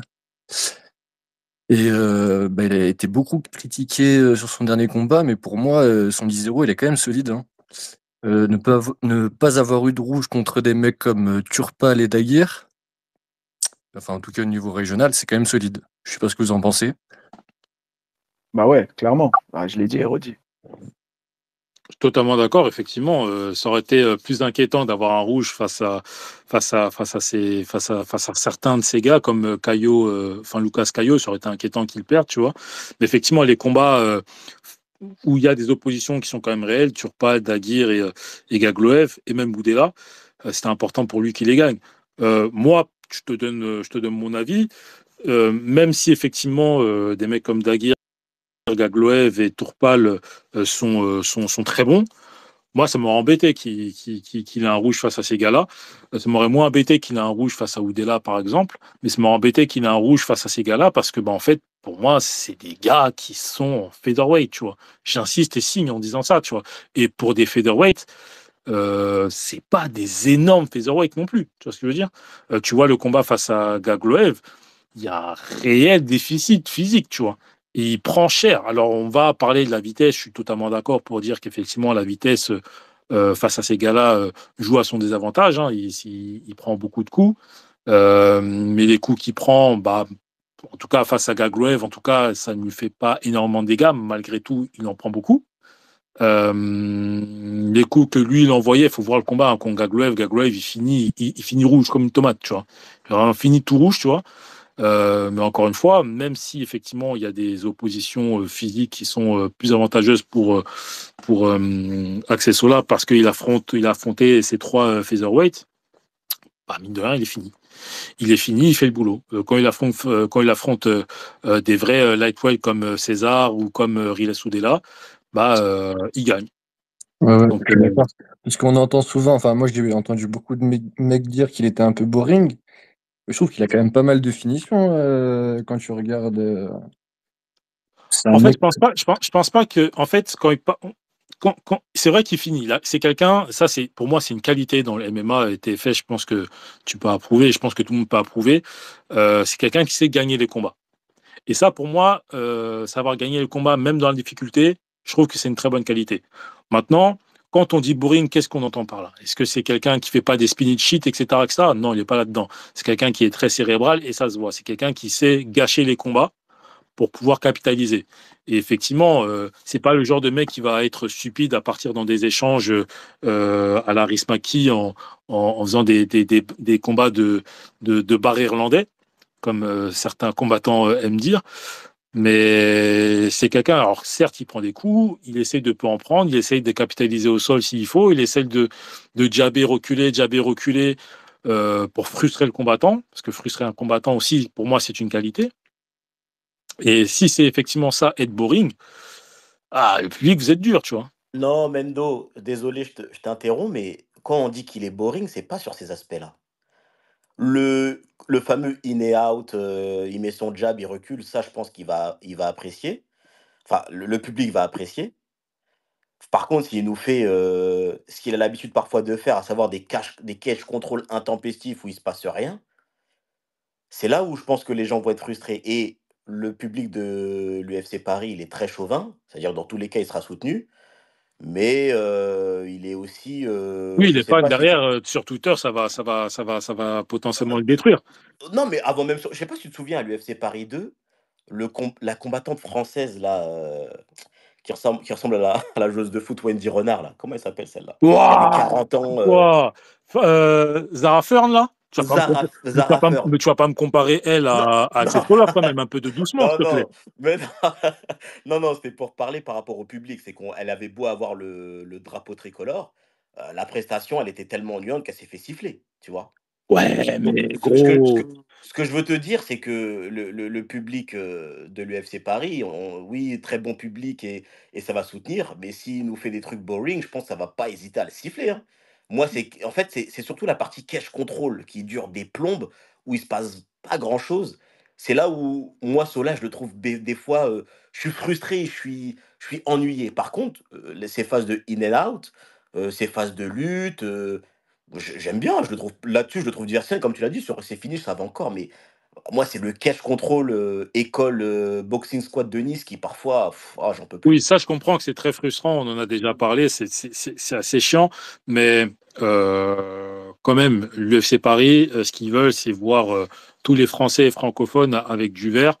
Et je pense que Axel Sola, si il fait ses prestations cash control avec quelques échanges, parce que faut le mentionner aussi, hein, c'est quelqu'un qui va faire du cash control, effectivement. C'est quelqu'un qui va essayer de gérer pour essayer de gagner au mieux son combat, mais c'est pas Zara Ferme non plus, tu vois. C'est quelqu'un qui va échanger les coups s'il Non, non, faut, tu non. vois ce que je veux dire. Ouais. Vas-y, Riyad, t'avais levé la main. Ouais, je voulais revenir sur ce qui a été dit.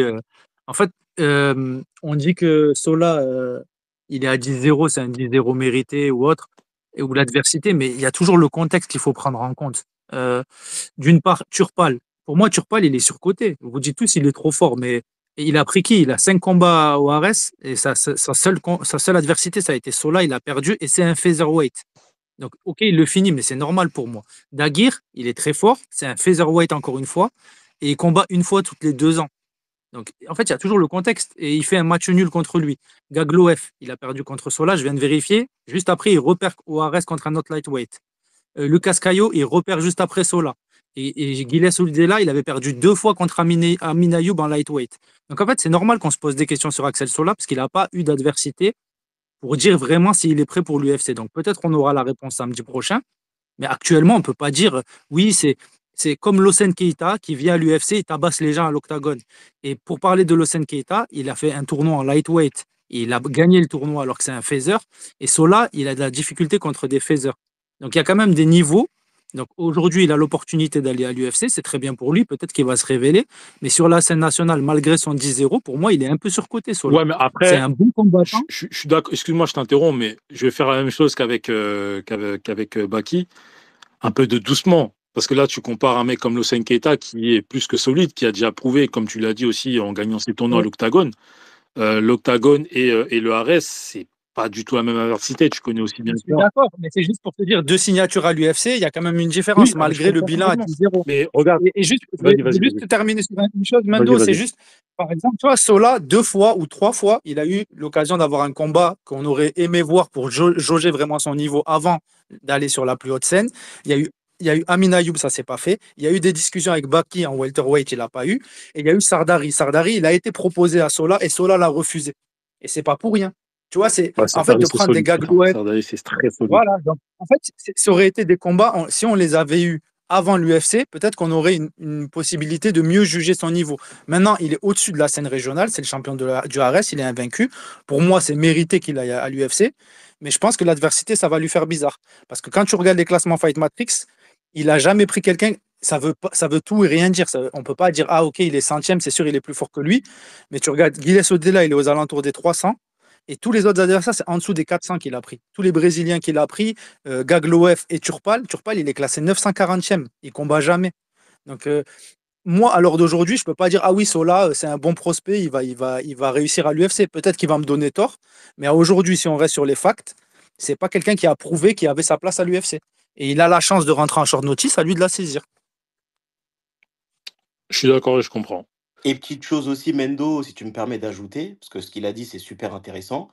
Si derrière Sola, il se fait ouvrir par Maki à l'UFC Paris, faut vraiment que l'ARES en fait revoie un petit peu ses matchmaking pour commencer à mettre de la vraie adversité à nos combattants français pour pas qu'on se fasse ridiculiser à l'UFC Paris face à des adversaires, comme vous l'avez dit, qui sont même pas en plus dans le gratin UFC, quoi. Parce que maintenant, effectivement, sur la base de ce qu'il vient de dire le précédent intervenant, LR9, je crois, c'était. Bah, des fois, tu te dis, j'espère qu'on n'est pas en train de nous aussi de faire ce que peuvent faire les gens dans le Caucase, à inventer des palmarès à nos combattants et les envoyer un peu au charbon, alors qu'ils n'ont pas, comme on l'a dit, ce combat référence ou en tout cas, voilà, ce combat référence. Je te dis, bon, là maintenant, mon ami, tu es prêt pour l'UFC. Faut pas qu'on commence à faire des choses comme ça, mais ah ouais, en tout Ouais, cas, j'ai hâte d'avoir le dénouement. c'est exactement ça. Moi, je te rejoins. Ça ne veut pas dire que Sola va pas réussir à l'UFC, mais il y a un problème en France. Peut-être que ça vient du fait que le MMA est légalisé depuis moins longtemps comparé à d'autres pays européens. Après, peut-être que TFS aussi pourra donner son avis, parce que lui, il est coach bon, sur des athlètes amateurs. Mais j'ai l'impression qu'en France, les combattants, ils s'évitent trop. Au lieu de donner au public des combats entre les meilleurs de chaque catégorie pour pouvoir jauger, eh ben, il s'évite. On a eu au début Ayoub contre Lapillus, et depuis, c'est très dur d'avoir en tout cas sur la scène régionale française, que ce soit Arès ou Hexagone, il y a des bons combattants, mais ils s'affrontent jamais. Tu vois, typiquement un combat, moi, comme je l'ai dit, je le répète encore, Amin Ayoub contre Sola, ça aurait été un bon test. Varela contre Sola, Sardari contre Sola qui était à l'Arès. Tu avais des combats à faire pour pouvoir jauger le niveau. Non, ça lui donne soit des featherweight, donc au final, il a toujours l'avantage physique, lui qui vient du welter, soit des Brésiliens qu'on ne connaît pas. Donc, spécial. On verra maintenant samedi, il a un test. C'est sûr, c'est un peu compliqué contre un welter, mais c'est pas le plus gros des welters, donc en termes de niveau, donc on va juger son niveau. Mais C'est s'il se fait difficile de te contrarier, Riyad. Très, très non, difficile. voilà, c'est ça qui est un peu Non, dommage mais en tant que spectateur.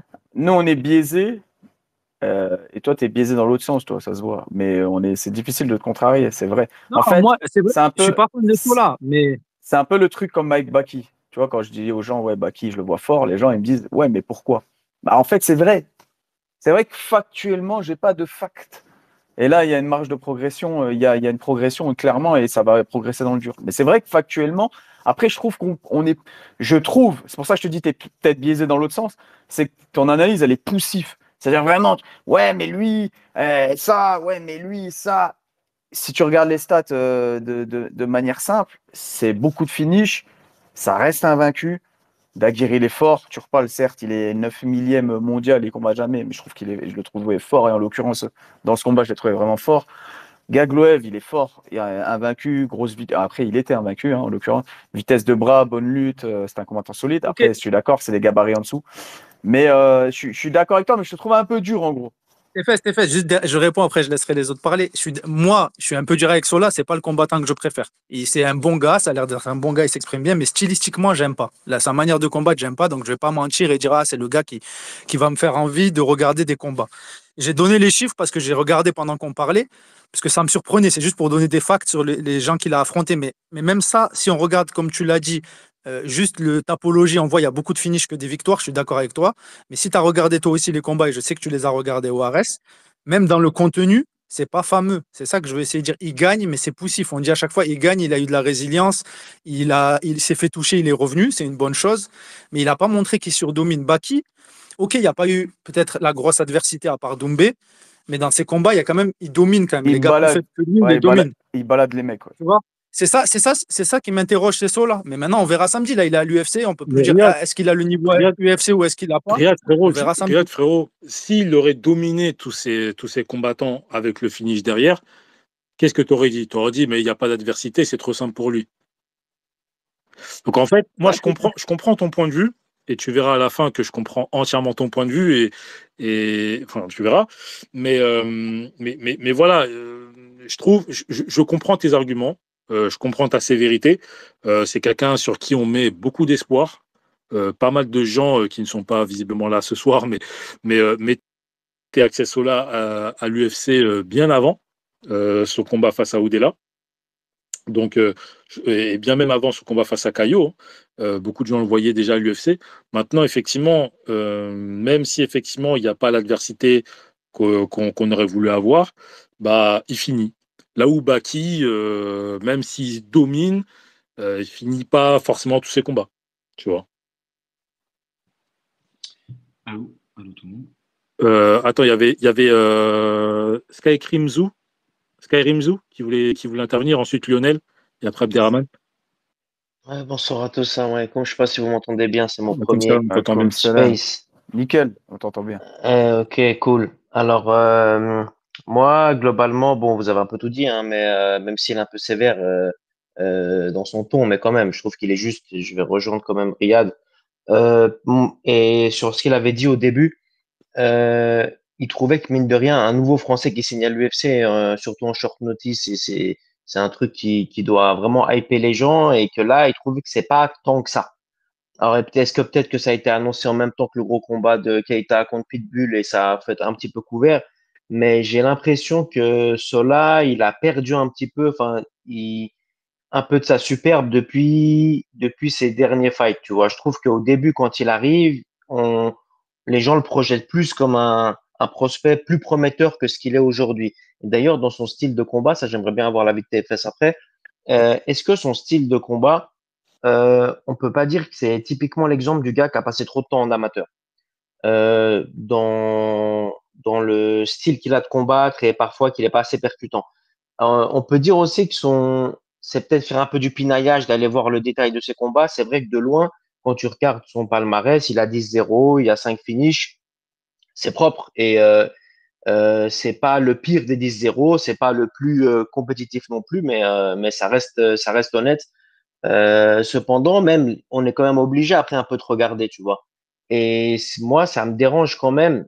Alors, je trouve qu'en tout cas, la reste dans le circuit régional, là, c'est un vrai gros lightweight, surtout parce qu'il est mis devant des faiseurs. Et moi, ça me dérange vraiment quand tu vois qu'il a une telle ascendance physique face à des faiseurs et que ça se passe pas toujours très très bien. Le combat contre Fait Tourpal, soi-disant, il était blessé, mais après, bref, il rentre dans la cage quand même.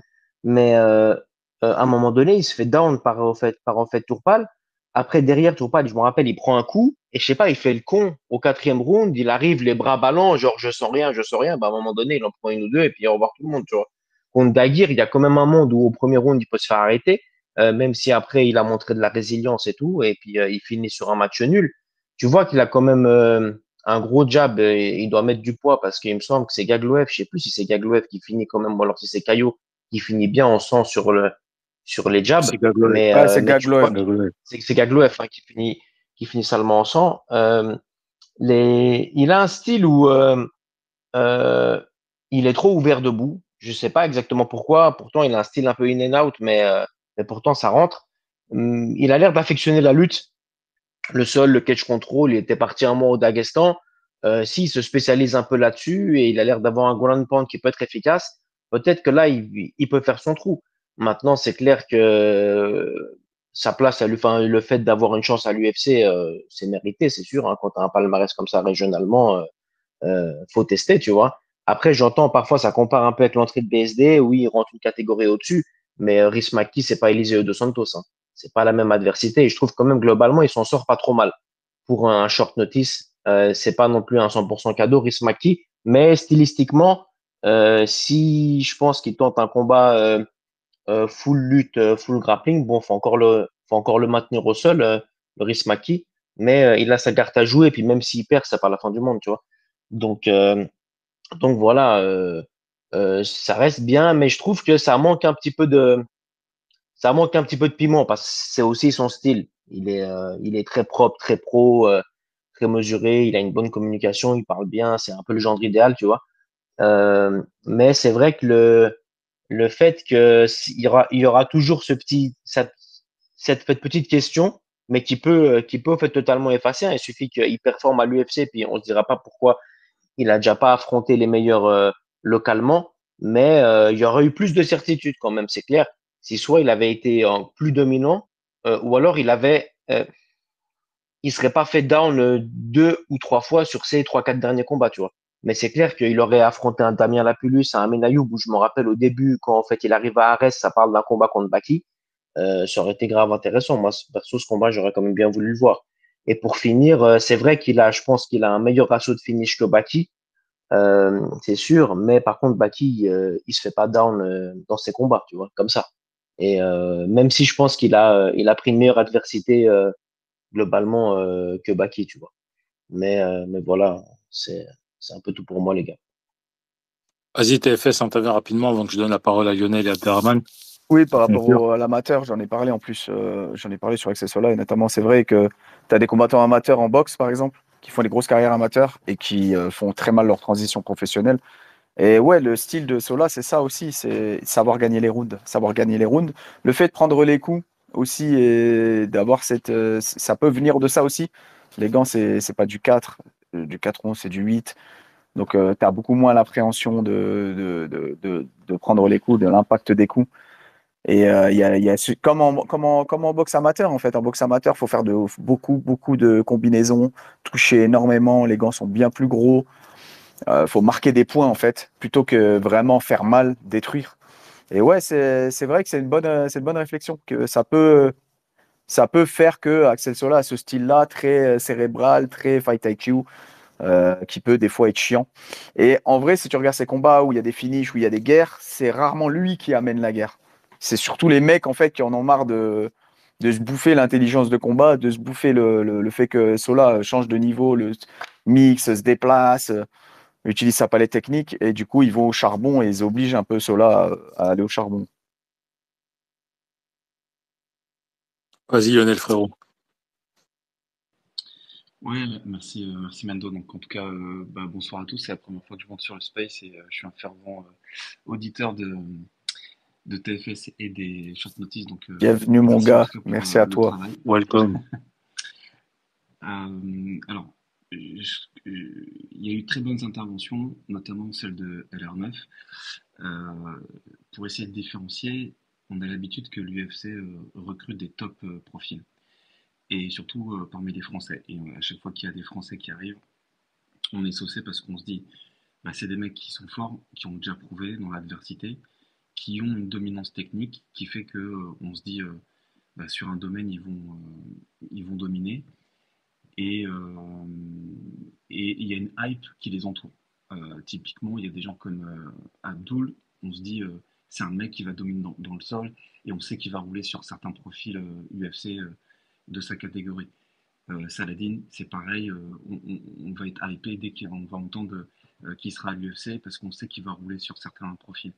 Et malheureusement, pour Axel Solar, on est très content qu'il ait signé, mais c'est le profil un peu trop scolaire euh, qui est bon sur le papier. Quand on regarde son ratio, il a 50% sur les 10 victoires, il a 50% de KO. Il y a 40% de décision et il y a 10% de soumission. Et en fait, il est un peu sous les radars. Donc, c'est pas le top profil. Il n'est pas excellent, il n'est pas mauvais. Il est bon avec un titre de champion à reste. Donc, sur le papier, il a tout bon. Mais c'est pas la personne qui va nous enthousiasmer. Et je pense que il y a un niveau d'adversité qui est beaucoup plus important à l'UFC. D'une part, la pression de la marque. Euh, Ça peut très vite impressionner les trois lettres UFC. On passe de la RES à tout de suite l'UFC, c'est comme si tu passais de 50 à 200 km/h. La pression du public, l'UFC Paris, les attentes derrière, la pression médiatique et le fait aussi de créer un personnage. Il est très lisse. C'est comme il a dit tout à l'heure, le confrère, c'est le genre idéal, il parle bien, etc. Mais on a besoin de personnages marquants pour les identifier et ça Et ça veut déchire. dire quoi, marquant? Parce Et qu'en vrai, moi, alors, je travaille pas dans le marketing, même si j'ai beaucoup étudié le marketing. Axel Sola, c'est quelqu'un que je peux très vite marketer et lui faire gagner de l'oseille, hein. C'est pas parce que c'est quelqu'un qui parle très très bien que c'est pas quelqu'un qui peut être attirant médiatiquement. Le mec, il rentre sur du Mozart. Imagine-toi si le gars rentre sur du Mozart et qu'il te signe un Fight of the Night ou un finish, un beau finish. oui, oui, mais justement, tu viens de le dire. Il faut qu'il rentre sur du Mozart et qu'il termine avec un KO au premier round, avec un coup Pas forcément spécifique. du premier Et round, mais s'il finit son combat, il n'y a pas un coup signature. Mais il n'y a pas un coup signature sur Axel Sola. Il a du cœur, il a une grosse palette technique, mais il n'y a pas un coup signature qui fait que tu vas le reconnaître tout de suite.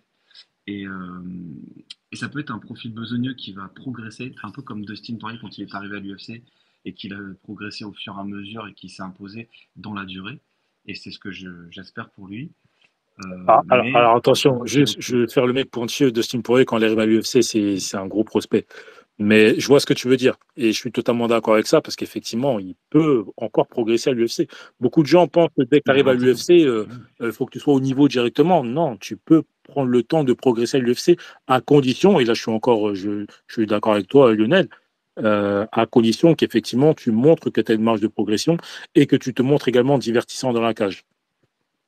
Exactement. Mais exactement, c'est tout à fait ça. Et en plus, à noter qu'il a que 10% de soumission au sol. Et qu'on sait que dans l'adversité à l'UFC, tu es scruté.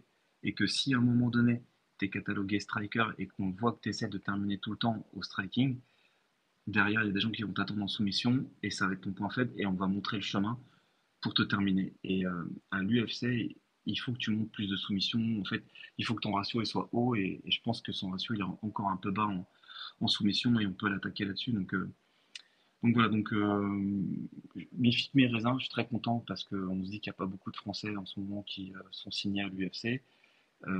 C'est vrai que s'il y avait des Baki ou des Saladin, on aurait été hyper enthousiasmant. Là, je pense qu'on va avoir la pression autant que son management et on va être stressé parce qu'on a envie de le voir performer. On n'a pas envie de le voir se prendre une avalanche samedi 6 septembre. Merci Lionel. Reste avec nous pour la fin. On va conclure rapidement ce space avec nos pronos. Juste Abderrahman et Baki, s'il vous plaît, rapidement. Abderrahman, vas-y, tu avais levé la main tout à l'heure. Ensuite, Baki. Bon, je suis rapide. Bonsoir, messieurs. Très content d'être là. Moi, j'aime Sola depuis très longtemps. Je trouve que c'est vraiment un excellent combattant. C'est une espèce de Caio Borralho en plus petit et en français. Après, il vient du Boxing Squad où les gens sont vraiment énormes. Ils ont des physiques anormaux. Marion Feureau, c'est la première. Ensuite, il y a le Virgile et après, il y a lui. Même Ilian Bouafia, maintenant, qui va s'entraîner là-bas, il a un physique complètement anormal. Tu le sais aussi, hein, c'est un physique de zinzin. Hein. Oui, en plus. Donc là-bas, ils savent faire. Ils savent créer des physiques complètement irréels. Donc, je pense que le type, il va arriver, même si c'est pas sa catégorie, je pense qu'il va arriver complètement énorme, mais c'est tout de même pas sa catégorie. Et vu son style de cage control, de beaucoup, beaucoup de combats chiants, en fait, moi, je connais pas très bien son adversaire, donc j'ai pas réellement d'avis. Moi, je sais juste je pense qu'il est encore sous-estimé parce qu'il a fait quelques petites erreurs qu'il a payées. Et en fait, il a payé des erreurs contre des combattants qui étaient bons, parce que contre certains combattants, on n'a pas le droit à l'erreur parce qu'ils sont excellents. Daguerre, il est excellent. Et en fait, je pense que ce type va faire une longue et très belle carrière. Même si j'aime pas trop sa salle, j'aime pas trop les autres qu'avec lui. Lui, je l'aime beaucoup, je trouve qu'il a une très belle histoire. Ça se marquait très bien, surtout s'il fait des interviews longues, parce qu'il a des traumas qui se mettent en avant, parce qu'il a une personnalité atypique, parce qu'il parle très bien, et c'est le contraste qui plaît avec lui.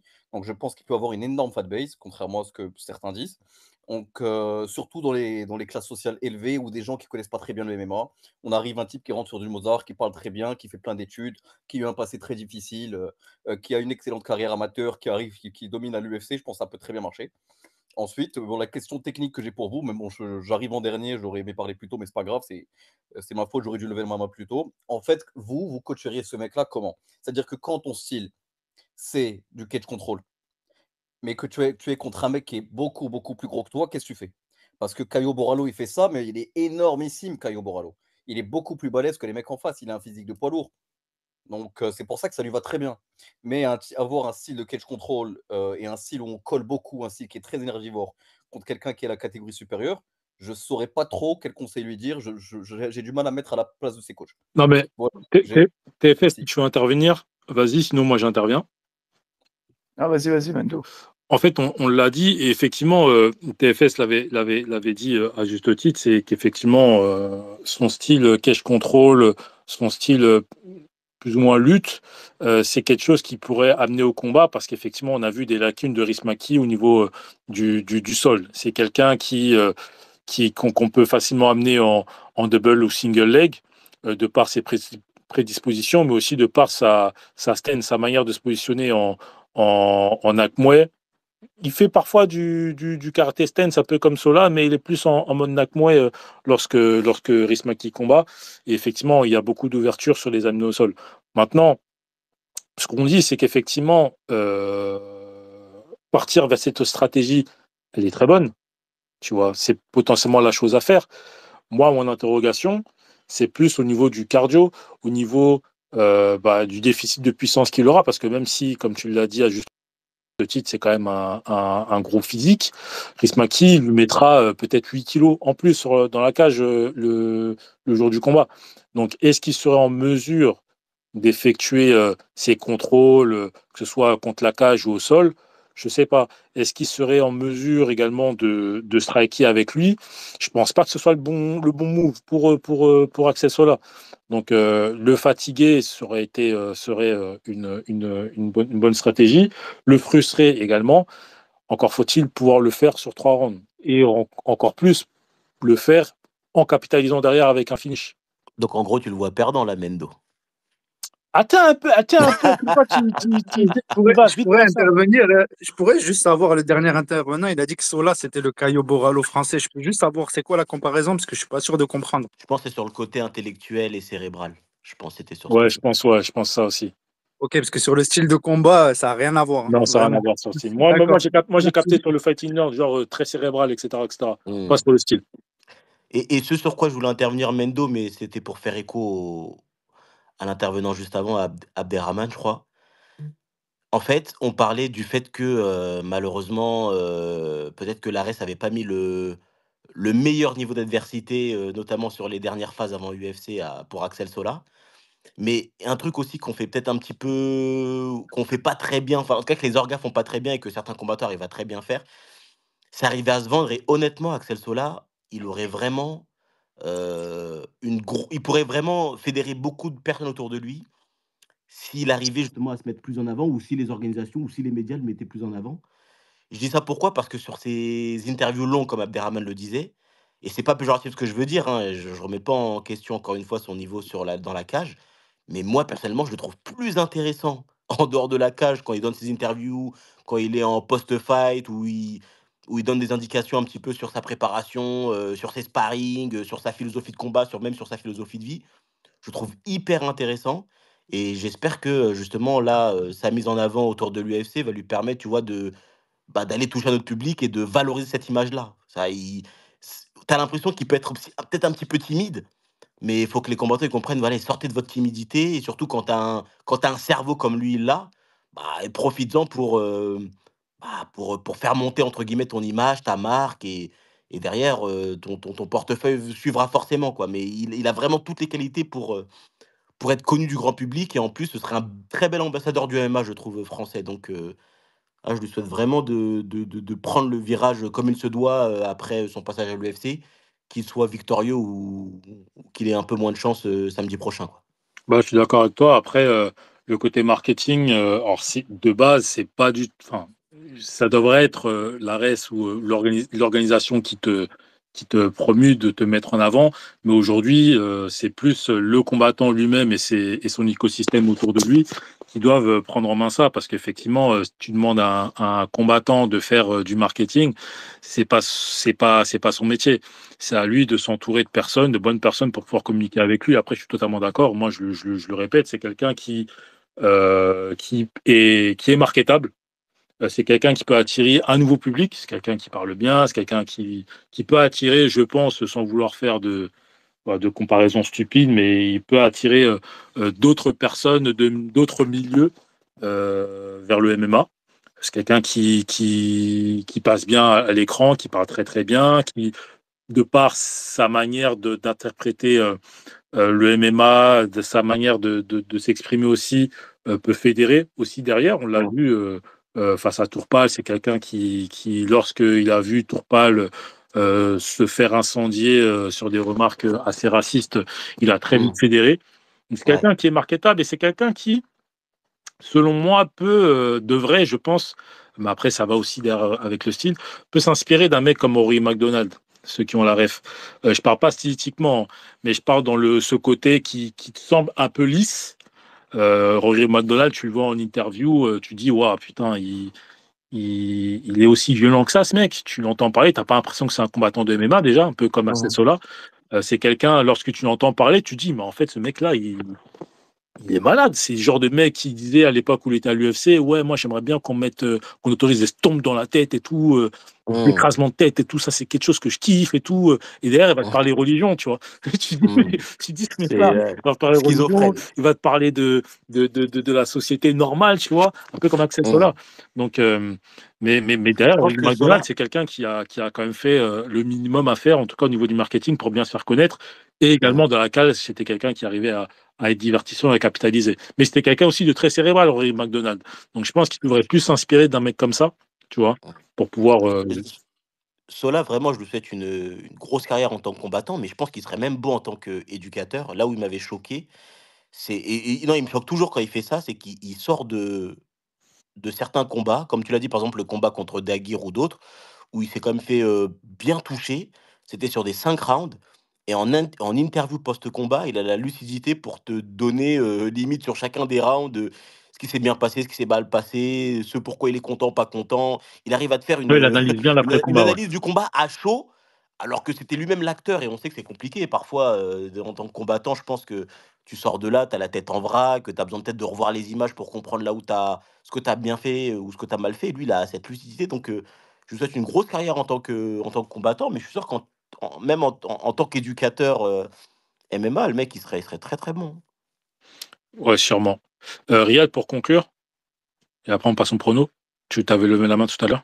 Non, mais c'était resté depuis tout à l'heure. Non, j'ai rien d'autre à rajouter. Ok. Sur Sola, TFL? moi, par contre, juste, ouais, moi, j'adhère pas trop. Enfin, j'adhère pas trop. De toute façon, j'aime pas trop le combattant, donc ça c'est sûrement entendu, mais j'ai essayé d'apporter des arguments. Mais même quand je l'entends en interview, franchement, moi je trouve il n'y a pas d'émotion, il n'y a rien, on dirait un robot quand il C'est parle. ça qui est Donc, intéressant. C'est ça qui lui ouais, donne un pour personnage, ce certains, côté mais pas Robocop pour là. moi. Pas pour moi, parce que moi je regarde le MMA quand même pour le divertissement. Et même quand il parle, en fait, il n'y a pas de divertissement. Il est là, il est déçu, il baisse la tête. Mmh. Ouais, après, ça peut plaire à certains. Moi, ça va pas me plaire Tu préfères dans ce quoi? type de Tu contenu. préfères un mec comme Nate Diaz ou Khamzat qui parlent dans leur barbe et qui braille pour pas grand-chose parfois, ou un mec comme Axel Sola qui effectivement ne montre pas trop d'émotion, qui est un peu robotique, mais qui lorsqu'il parle est intéressant dans ce qu'il dit. Moi personnellement, alors j'aime bien les deux, hein, tu vois, mais j'ai toujours eu moi, je suis un fan de basket aussi. Je suis un fan de basket, je suis un fan de sport en général, mais j'aime beaucoup le basket. Et moi, il y a un truc qui me surprend toujours des basketteurs, notamment LeBron James, même si je suis pas le plus grand fan de LeBron James, mais la quasi-totalité des grands basketteurs NBA, lorsqu'ils font des interviews d'après-match, ils ont une capacité d'analyse d'après-match à chaud, comme le disait tout à l'heure Baki, qui m'impressionne de ouf. Et ça, il faut une faculté même intellectuelle, hein, de la Mmh. faire, tu vois. Et moi, quand j'entends Sola parler, même si effectivement je comprends cet aspect robotique, même moi, je vois plus un aspect de mec blasé qui n'aime pas forcément s'exprimer, malgré le fait qu'il s'exprime très bien. Moi, j'aime beaucoup. J'aime bien l'écouter parler, j'aime bien l'écouter analyser ses combats et d'autres combats. Je trouve ça intéressant. Plutôt qu'écouter un mec comme Ned Diaz, que je surkiffe, hein, ou Khamzat, que j'aime bien aussi. Mais soit je comprends un mot sur deux parce qu'ils font pas l'effort de bien s'exprimer, soit parce que, bah, en fait, quand ils parlent, il y a un peu de vide, tu vois. À part dire Smash Everybody ou Everybody are steroids, Ouais, on a steroids. je te comprends, mais Voilà. bon, après c'est un peu différent, je pense, un sport collectif comme le basket ou un sport, le MMA, où c'est plus le divertissement, la bagarre, tu vois. Tu vas regarder un Français comme Charrière, il s'exprime bien, mais il apporte quand même quelque chose quand il va faire un Ouais, bien sûr. discours d'après-fight, tu vois.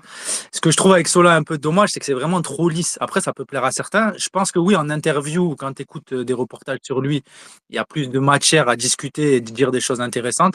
Mais sur l'aspect spécialement MMA, conférence de presse ou après combat, je trouve qu'il apporte rien. C'est plat en fait. Ah, tu Mais après, préférais c'est qu'ils disent. c'est une perception, c'est Ouais, subjectif. tu préférais qu'ils sortent des insultes ou qu'ils soient plus virulents au microphone?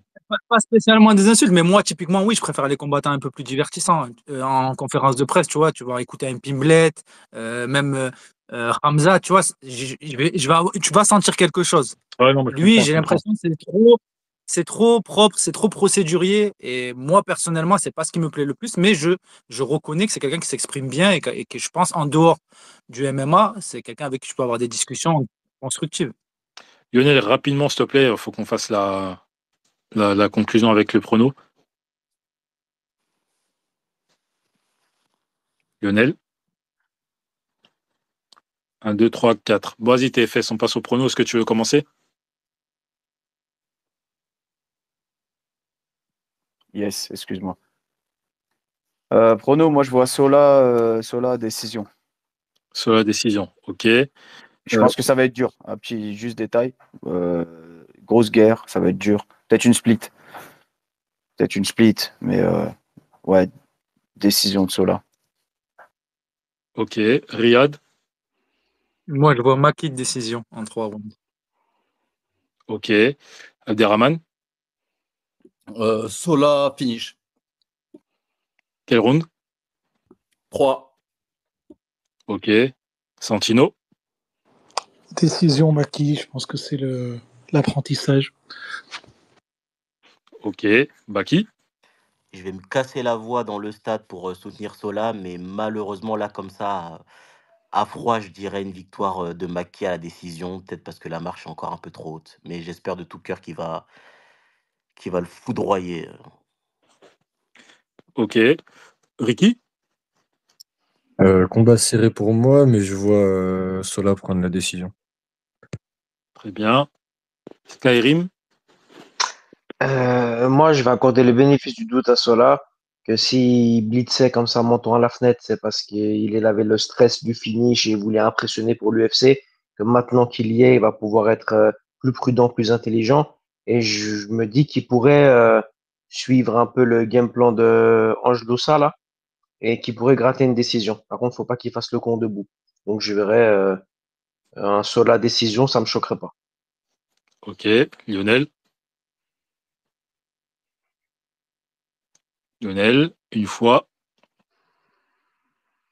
deux fois. Bon, peut-être qu'il s'est endormi. Donc du coup, moi, je donne mon prono. Et effectivement, comme on l'avait un petit peu deviné, même si j'ai beaucoup d'enthousiasme avec la signature d'Axel Sola, même si je reconnais son talent, même si je reconnais que c'est quelqu'un qui a été efficace à la race avec pas mal de finish, bah pour moi, le fait qu'il batte des mecs comme Turpal, des mecs qui partent pas contre Daguerre, qui gagnent contre Gagloev, pour moi, c'est normal. Parce il a affronté des featherweights.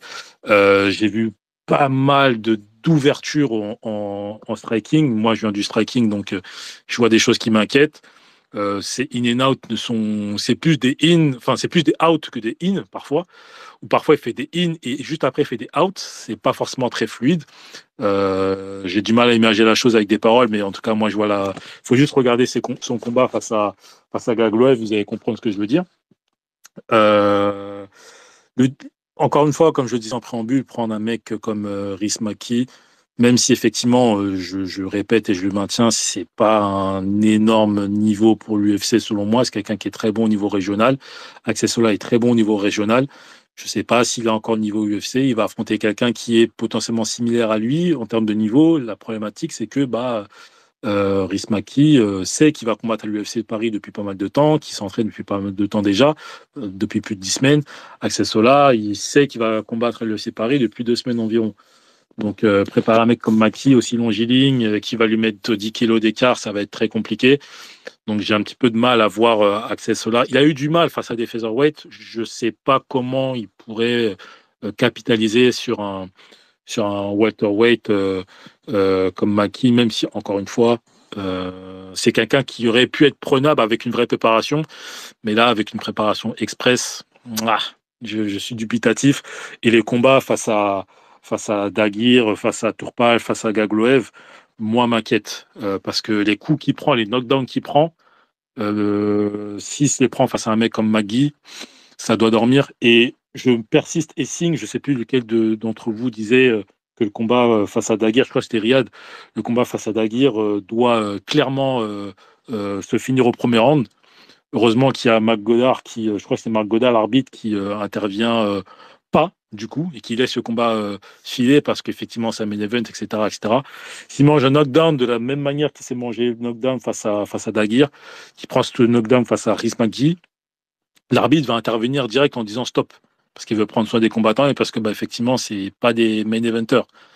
Donc voilà, je suis quand même très dubitatif sur une victoire de Sola, donc je vois Maki décision.